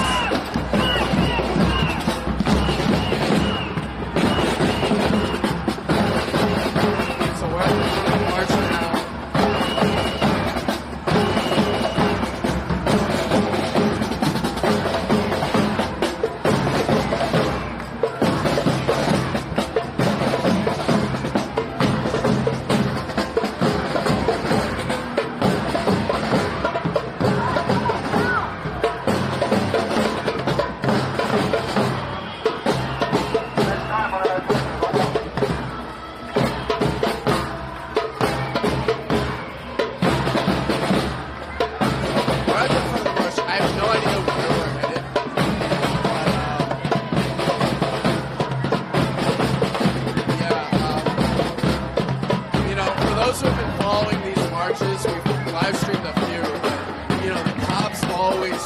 to like try to control this. Like they think they can control the anger and, you know, like the direction of the route and all this.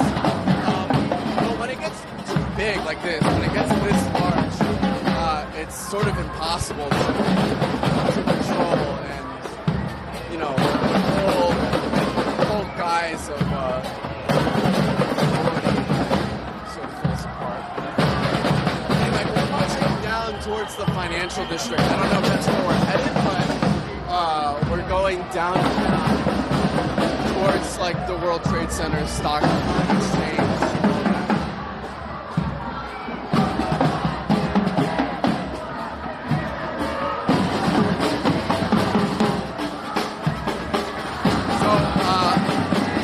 I've pulled Fully Hand from the People's Forum. One of the leaders of the Shut It Down, Palestine, out of my fucking movement, here in New York. And, you know, I pulled her in because right now, you know, it's been a year, obviously. It's been a year of genocide, but also a year of resistance. And if anyone has sort of seen the sort of full span of that, it's Lina. And so I want to ask you, like, you know, reflecting on what's going on last year, like, what do you have to say, you know, about the way this has changed, I guess, the movement and the consciousness of people in the city? I mean, I think that it's been 1 year, which is almost kind of shocking that we're still having to fight against the genocide, but at the same time, we've come so far. I mean, now the entire world is with the Palestinian cause. It's undeniable. It's irreversible. And so the crowd behind me is not only fighting now just to end this current iteration of genocide, they've become now aware of the role of U.S. policy and imperialism in creating the conditions for genocide. People are out here for Lebanon, they're out here for Yemen, they're out here for the entire Middle East, but they're also out here for themselves because they are understanding that the system of the United States is actually the guilty party of the entire system. If you talk to people, they have this understanding. It's not going away anytime soon, and it's going to continue to generate greater and greater political crisis for the White House. You have, you know, undoubtedly seen people sort of change throughout this moment. You know, what can you say about the importance of that and what it takes to build the movement? Like, what have you seen in people throughout the course of, you know, organizing their business?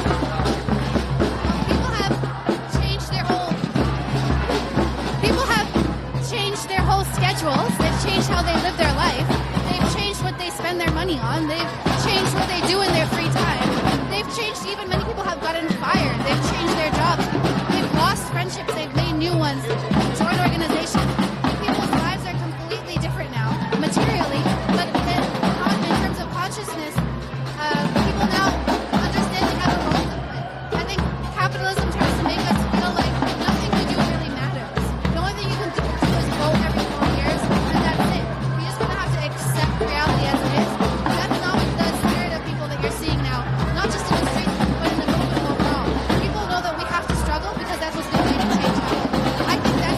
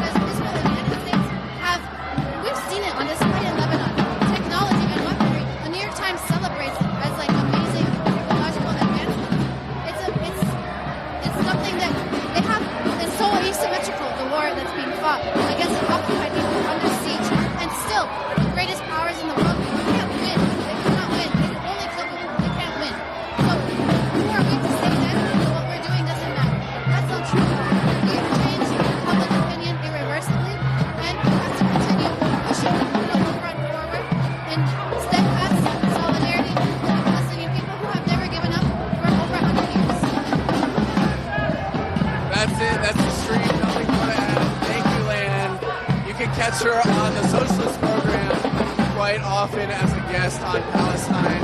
Also want to shout out Craig, who just did that interview walking backwards for the last 5 minutes.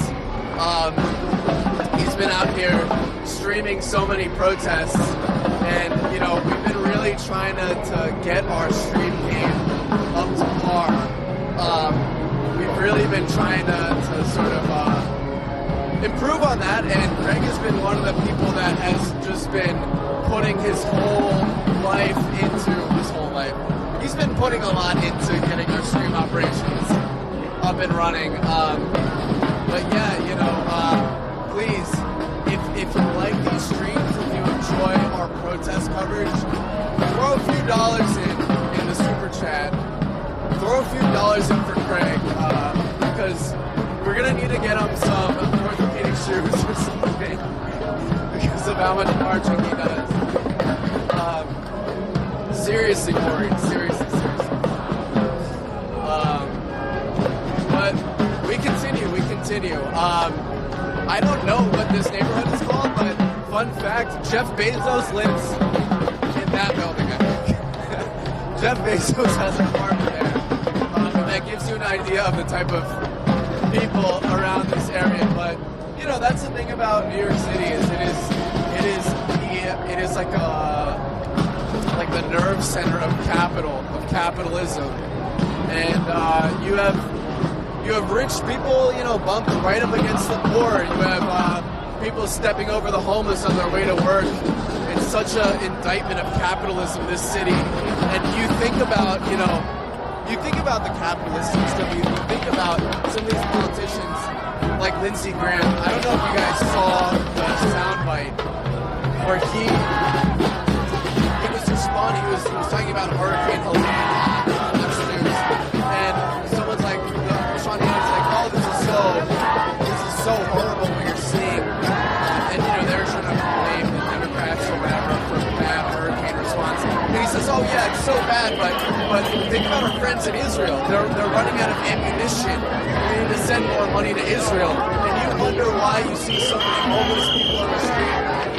But you see all these problems of drug addiction, homelessness, you know, people living paycheck to paycheck in a city like New York. The right-wing media loves to talk about all that, but they don't say why. They never say why, do they? And, you know, it's because we've sent $39 billion to Israel in the last year. It's because we spend $1.5 trillion a year on war. If you do, which is the actual amount we spend on war. If you include nuclear budget and I think like law enforcement and also discretionary defense spending, there's a study somewhere. But anyway, I mean, people are waking up. You know, just to go back to what Leanne said, I mean, people have woken up. I mean, look at this crowd. This is a year into genocide, and, you know, people are more energized than ever.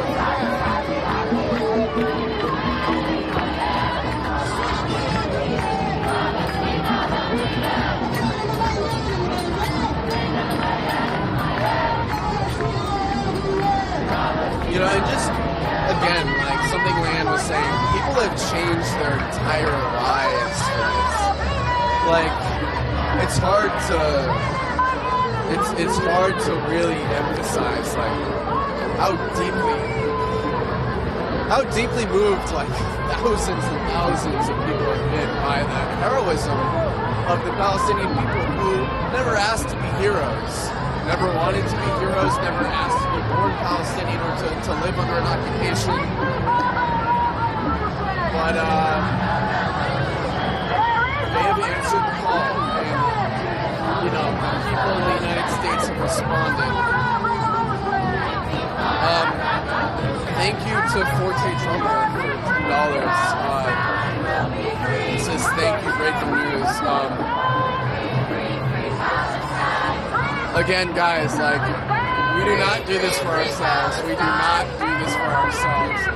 Like, I mean, you know, I don't need to get into numbers, but we are paid what we're needed to survive, you know. we do this entirely for the sake of the people and the planet. And, you know, all of us at Breakthrough have been involved in protesting and movements. I think all of us started that way. Like, I started that way. I started as a protester. You know, the first organization I joined, one of the first organizations I joined was Students for Justice in Palestine at George Washington University. You know, like, we're not in this to be journalists. We're not in this to you know, be like hotshot reporters or anything. We're in this because we were moved at one point. At one point in our lives, we said we don't want to live in a world like this anymore. And, you know, our contribution to it is this media project is, you know, exposing the lies of the ruling class. But we do this for you. This is not our project. This is your project. And, you know, every dollar you spend at whatever, like Starbucks, whatever, on your rent, it goes right back to our enemies. It goes right back into the imperialist system. If you donate even a few dollars a month to Breakthrough, like, it is coming right back to you in the form of not just information, but this is not, we're not just saying this stuff to teach you some, you know, nice little facts or whatever. We're teaching you this because we want to inspire you to change this world with us. So seriously, like, thank you to everyone who's donated. Even if you haven't donated, thank you for watching, thank you for sharing our work, thank you for liking, commenting, whatever. Like, you know, get in touch with us, please. But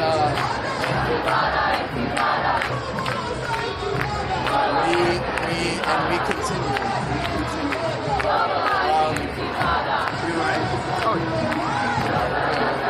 Sidewalk here.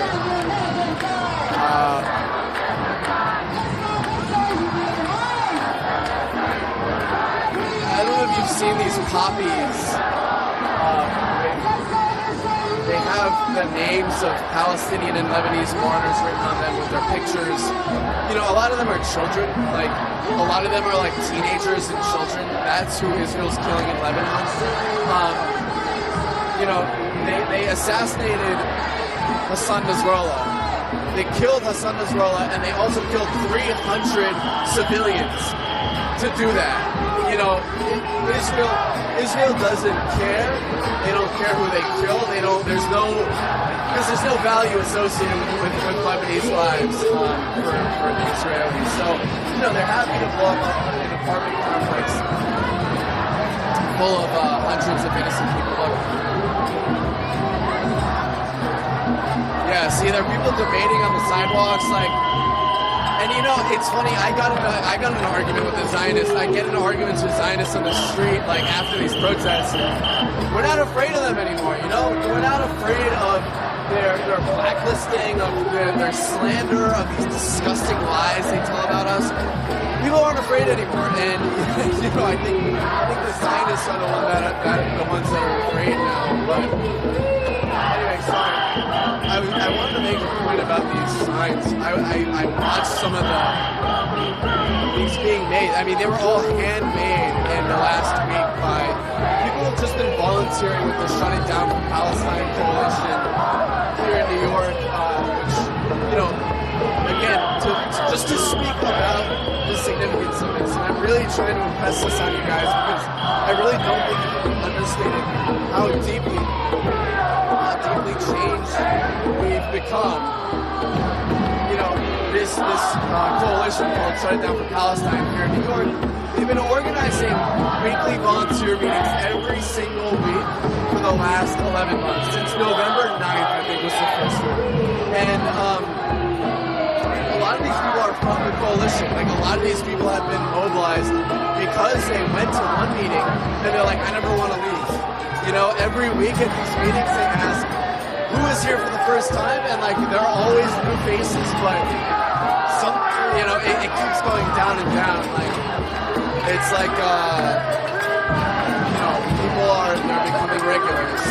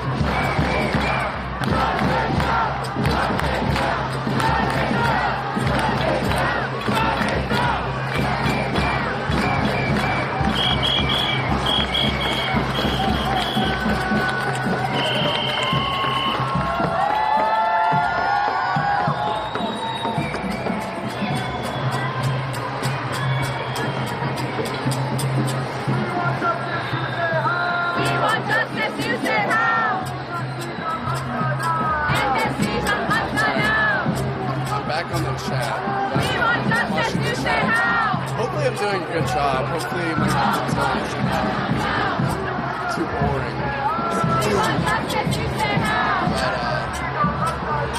Yeah. If you have any questions, let me know. Oh my God, thank you so much to King Goose for $100. Really, he says, thanks for your dedication to truth, justice, and goodness. Thank you, brother. Thank you, sister. Thank you, comrade. Appreciate you so much. I mean, he really, like, seriously, the media is so corrupt, man. Like, the media is so corrupt. I don't know. Wait, okay, maybe let me ask the chat something. What's like the worst? What is the worst headline you've seen in the corporate press in their coverage of Palestine or Lebanon? Because I'm having trouble. I was gonna like read some out, but I'm kind of drawing up.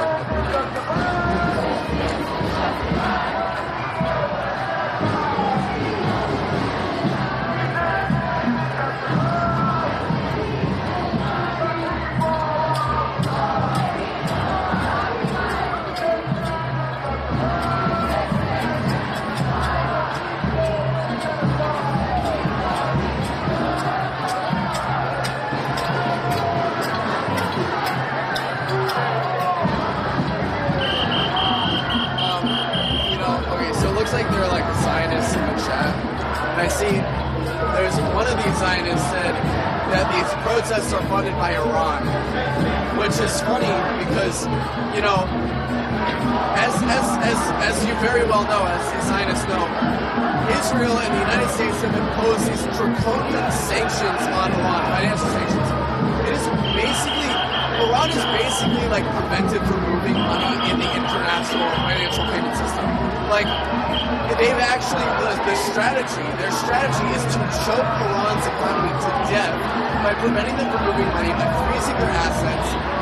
It's actually quite the opposite. I don't think Iran could get $10 into the United States without, you know, flagging, without getting their entire national treasury frozen. I mean, it's such a disgusting lie. And you know what else? You know what else about this talking point that Netanyahu and these Israelis keep pushing is this is the same thing they say about the civil rights movement. This is the same thing they said about Black Lives Matter. This is the same thing they say about every mass movement for justice. Is that these people can't be upset by anything legitimate. There's no way they're upset by an actual genocide. They must be funded by a foreign government, or that they're being duped. Which, you know, beyond like the fact that it's just a lie, is also like, how stupid do you think we are? How stupid do you think that people would actually think that tens of thousands of people would be marching out here, not because, you know, they're funded by the genocide that they're seeing every day on their phones, but because they're being paid? I don't know. You're not being paid? Not being paid. You have confirmation right there. You can stop. Thousands of people that are being murdered by a terrorist state. So you feel like that's why you're marching, because it's a fact. It's a fact. And there's about 2 million people being displaced, are displaced already, and we're marching for the right to exist. When did you learn about the issue of Palestine? Well, I'm Egyptian, first of all, so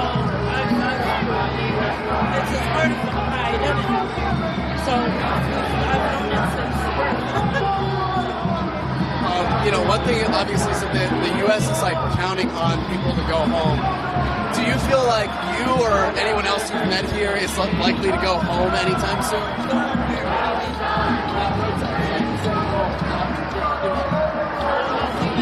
I've been protesting for decades. 31 years old. I've been going out to protest. I never stopped and I never will stop protesting. Okay, one more question. Since you've been out here for so long, does this moment feel different to you? It's the same as last year and the numerous times I've protested. The same energy, the same amount of people, same rhetoric. Thank you. So, where are we?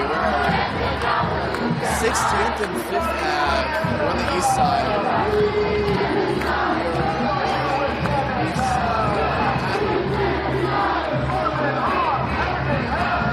Okay, so you got some protest veterans out here. You got some veterans.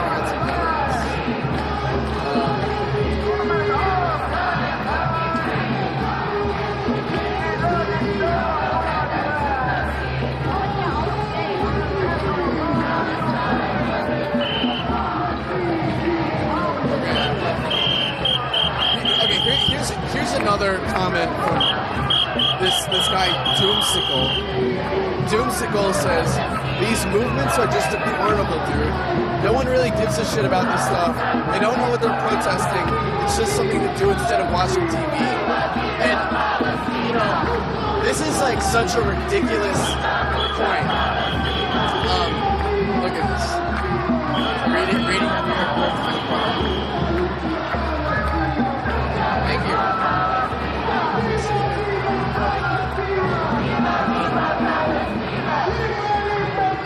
But, you know, one of these comments says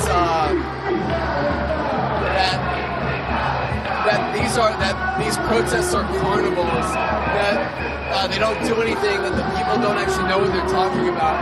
But this is ridiculous. And, you know, again, this is like part of the Zionist cope with the fact that they're losing so badly.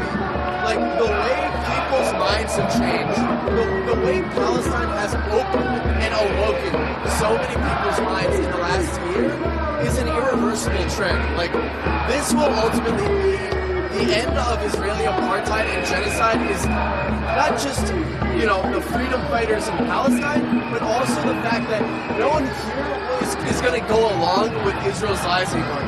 Every time Netanyahu opens his mouth, these people know not to trust him anymore. None of these attacks, none of these slanders, none of them works anymore. It just falls off us like water on a duck. Like water on a duck. But you know, this is a ridiculous talking point. If these protests didn't work, there wouldn't be tens of thousands of people out here a year into this genocide. You know, if these protests didn't work, you wouldn't have not Benjamin Netanyahu, Joe Biden, and Kamala Harris running for their lives out of college campuses, having cops beat the shit out of people, criticizing them for supporting a genocide. You know, if they weren't afraid, if we didn't know what we were talking about, they wouldn't be arresting us and pepper spraying us for protesting the Zionist Prime Minister, Israeli Prime Minister Benjamin Netanyahu. So, you know, of course it's working. We know it's working because they're trying to do everything they can to stop us from saying it. And look how that's gone. Look how that's gone, Doomsicle.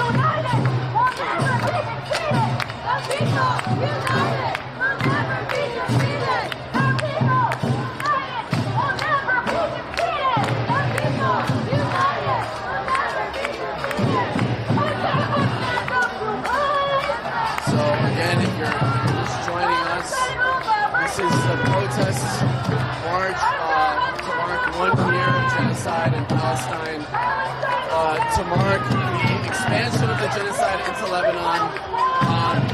We're here in New York City. There are protests happening around the country, and again, this movement, this protest is here to declare that this movement is not going away. And in the news right now, Benjamin Netanyahu just spoke, and he said that Israel is going to retaliate. Is going to, retaliate for the retaliation against the assassination of two, essentially heads of states, leaders of mass movements and political parties. Also people they're negotiating with. And Israel's likely to strike Iranian targets, maybe in Syria or maybe in Iran itself. And they've spoken about attacking oil rigs, like Iran's oil production and its nuclear facilities. And there were some reports saying that that blowing up Iran's nuclear facilities was off the table. But I just read in CNN this morning that Israeli officials are denying that. And they're saying, no, that's on the table. That is something they are legitimately considering is destroying the Iranian nuclear program. And, of course, that would be a declaration of war on Iran if the assassination of this man in Tehran wasn't already. And, of course, that would seriously escalate this conflict. And, really, you could be talking about like a third world war. And, Israel doesn't care. That's the thing they've shown us at every single juncture in this, is that they don't care what price anyone else pays. They don't care what price the world pays. But the other thing we're talking about is destroying Iran's oil production, which is equally insane. Remember what happened when the U.S. Put sanctions on Russian oil and gas exports, and how it caused just absolute chaos in the world petroleum market. That's what Israel is doing now. That's what they're saying now is we're going to hold the world price of oil hostage. We're going to hold energy prices hostage. We're going to cause a crisis for the entire world if we don't get what we want. And, again, when will the international community stand up? There is already a legal mandate to do something about this. There was a UN resolution passed calling for an arms embargo against Israel. When is the UN actually going to enforce that? When are they going to be serious about upholding the thing that was the very thing that was outlined in the UN Charter? This is a body that was created to stop another world war. This is a body that was created to prevent another Holocaust, to prevent another genocide, to prevent another world war. And here they are, one country completely isolated from the entire world, and they're too afraid to stand up to it. And of course, obviously the US and the UK use their veto power on the Security Council to render the UN toothless, so, that's also something we have to mention. But again, if we can't stand for Palestine and Lebanon now, it was said by Raja Abdulhaq from Quds News Network that really that's an indictment of humanity. If we can't stop this war and stand for Palestine and Lebanon now, they're standing for humanity. The Palestinian resistance is standing for us and is standing for peace on earth. So if we can't stand for them and we can't stop the genocide against them, what does that say about humanity? I'm sorry to frame it like that, but that is essentially what we're talking about here. Anyway, we're headed to Wall Street, I guess. We never know where these things are going. ahead of time. We just go. We go with the wind. We go with the flow. But we're headed down towards Wall Street, which I think is an appropriate target. Wall Street's never done anything good for us. But, obviously, they're also the ones that are financing a lot of the killing that's happening in Palestine.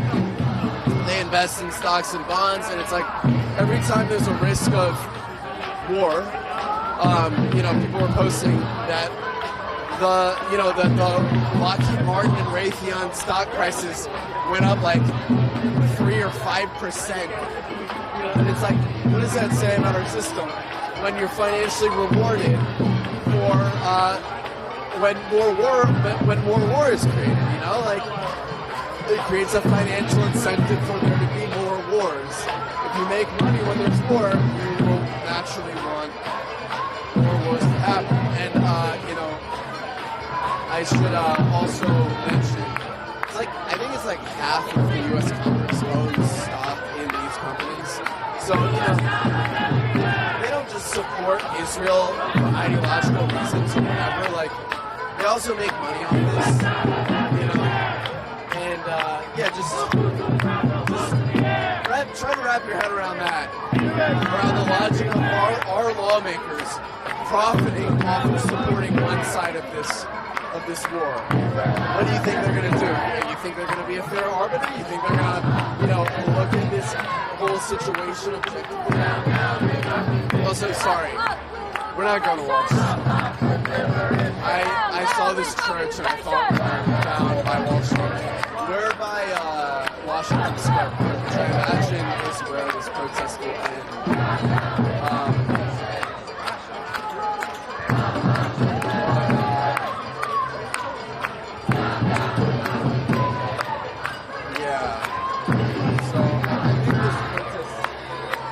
Probably wrap up soon. There'll probably be some closing speeches. But,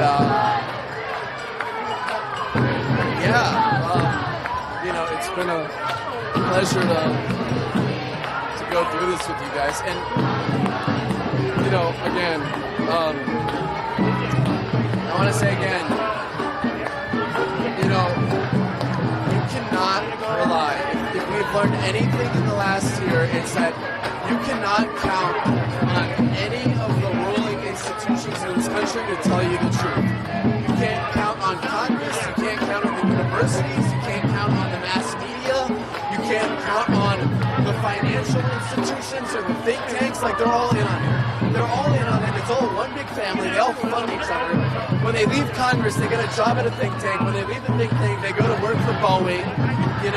It's all one big family, as George Carlin said, and you're not in it. And, that's why, again, we started this project 5 years ago because there was no alternative. There was no one telling the truth, not just about Palestine, but about, what's happening in East Palestine in the United States, or what's happening with these, with anything. I'm drawing a blank. Venezuela, all these different issues. There was no alternative, and that's why we started breaking. So, please help keep this project alive. Please help keep independent media alive, because if we've learned anything in the last year, is that we can only rely on ourselves. We can't rely on the billionaires to tell the truth about crimes they're committing. We can't rely on the warmongers to speak in the interest of peace. So, if you can donate anything, you can do it in the super chat on YouTube, or you can become a regular contributor on Patreon. But, we don't have the support of the billionaire class.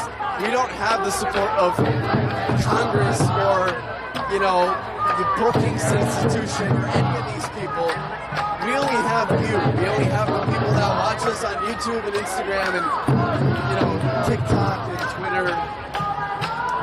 So you can use the super chat, you can use Patreon, but seriously, any amount helps. Any amount, whether it's $1, whether it's $5, $500, whether it's $55, we don't care. Seriously, it goes a long way. Yeah, so just again, thank you to everyone who supported us over the last year. Thank you to everyone who supported us over the last 5 years. Just want to see if this mic is still on.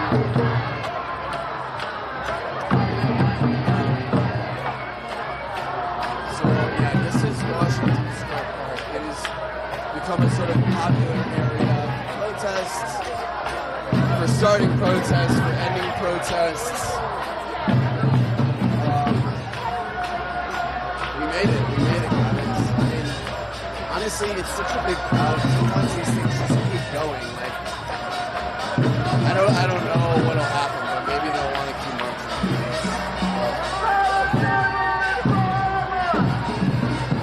What a beautiful day.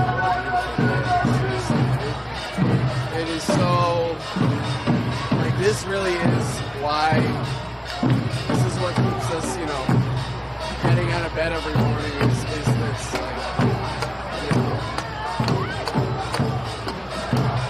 as long as people still keep coming out, we will continue to come out and support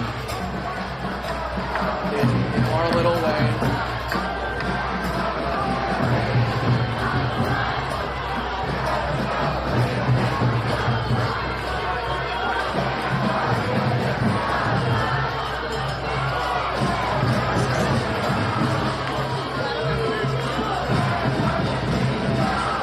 See an officer on the right.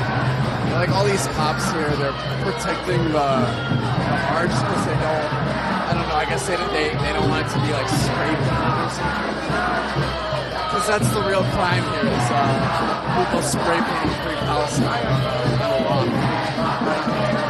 on a rock statue.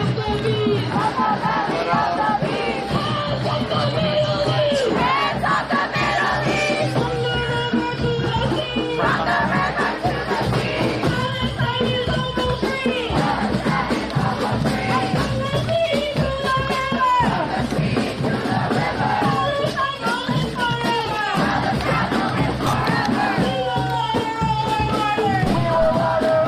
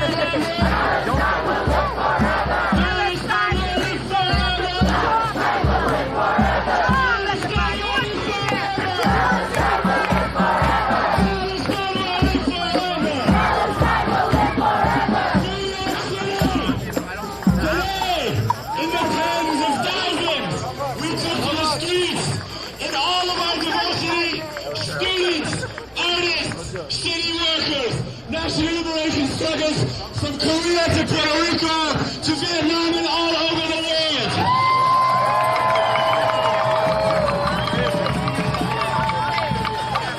And after a year of genocide, and after a year of resistance, we are only stronger. And we will continue to be stronger. We will continue to get organized. We will continue in our workplaces, in our homes, in our communities, in the streets every day to build the movement for Palestinian liberation.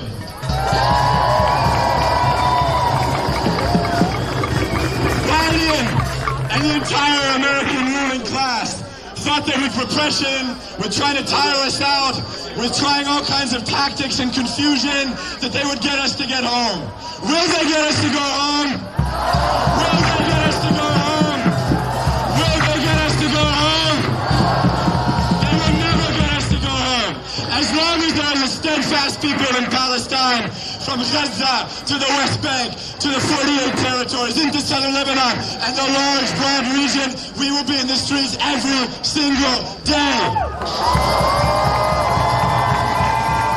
This is our responsibility. And it's our responsibility to do this together, to continue organizing, to come to the volunteer meetings at 6:30 every Monday, as they have been since November at the People's Forum. It's our responsibility to maintain the steadfastness of our people and to contribute to the fundraiser to support the Shab and Palestinian Gaza, the Palestinian Movement and Shut It Down Coalition fundraiser. And we will be back every week, every month, every year until a complete and total liberation and return.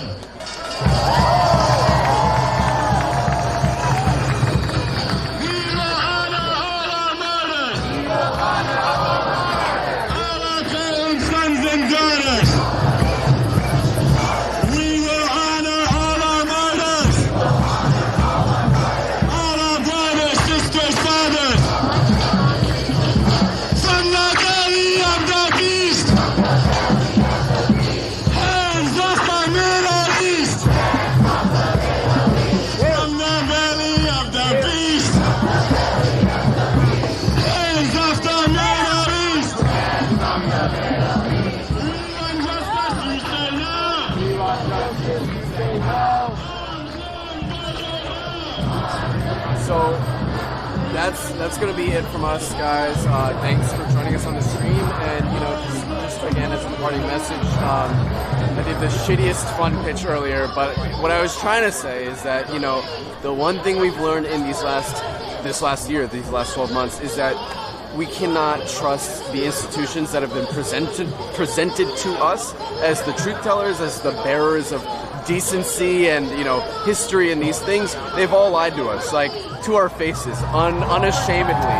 And that's why we're trying to build this project at Breakthrough News, is because we need an alternative. We need one that tells our side. And again, like, we don't have big donors, we don't have billionaires backing us, because we are against the billionaires, because we criticize them and expose their lies. So seriously, if you have even a few bucks to spare, if you could forego that coffee, once a month, that's all we're asking. If you could donate in the super chat or go to patreon.org/breakthroughnews and throw us even a few dollars, like, it goes a long way to keeping our operation running. If you've ever watched us, if you ever liked what we've produced, it really means a lot. And thank you so much to everyone who's watched. Even if you can't donate, thank you for liking, thank you for sharing, thank you for subscribing. It all just helps get the message out.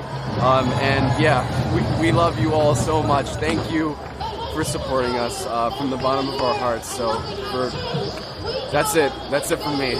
Thanks, guys. Imperialists have not won.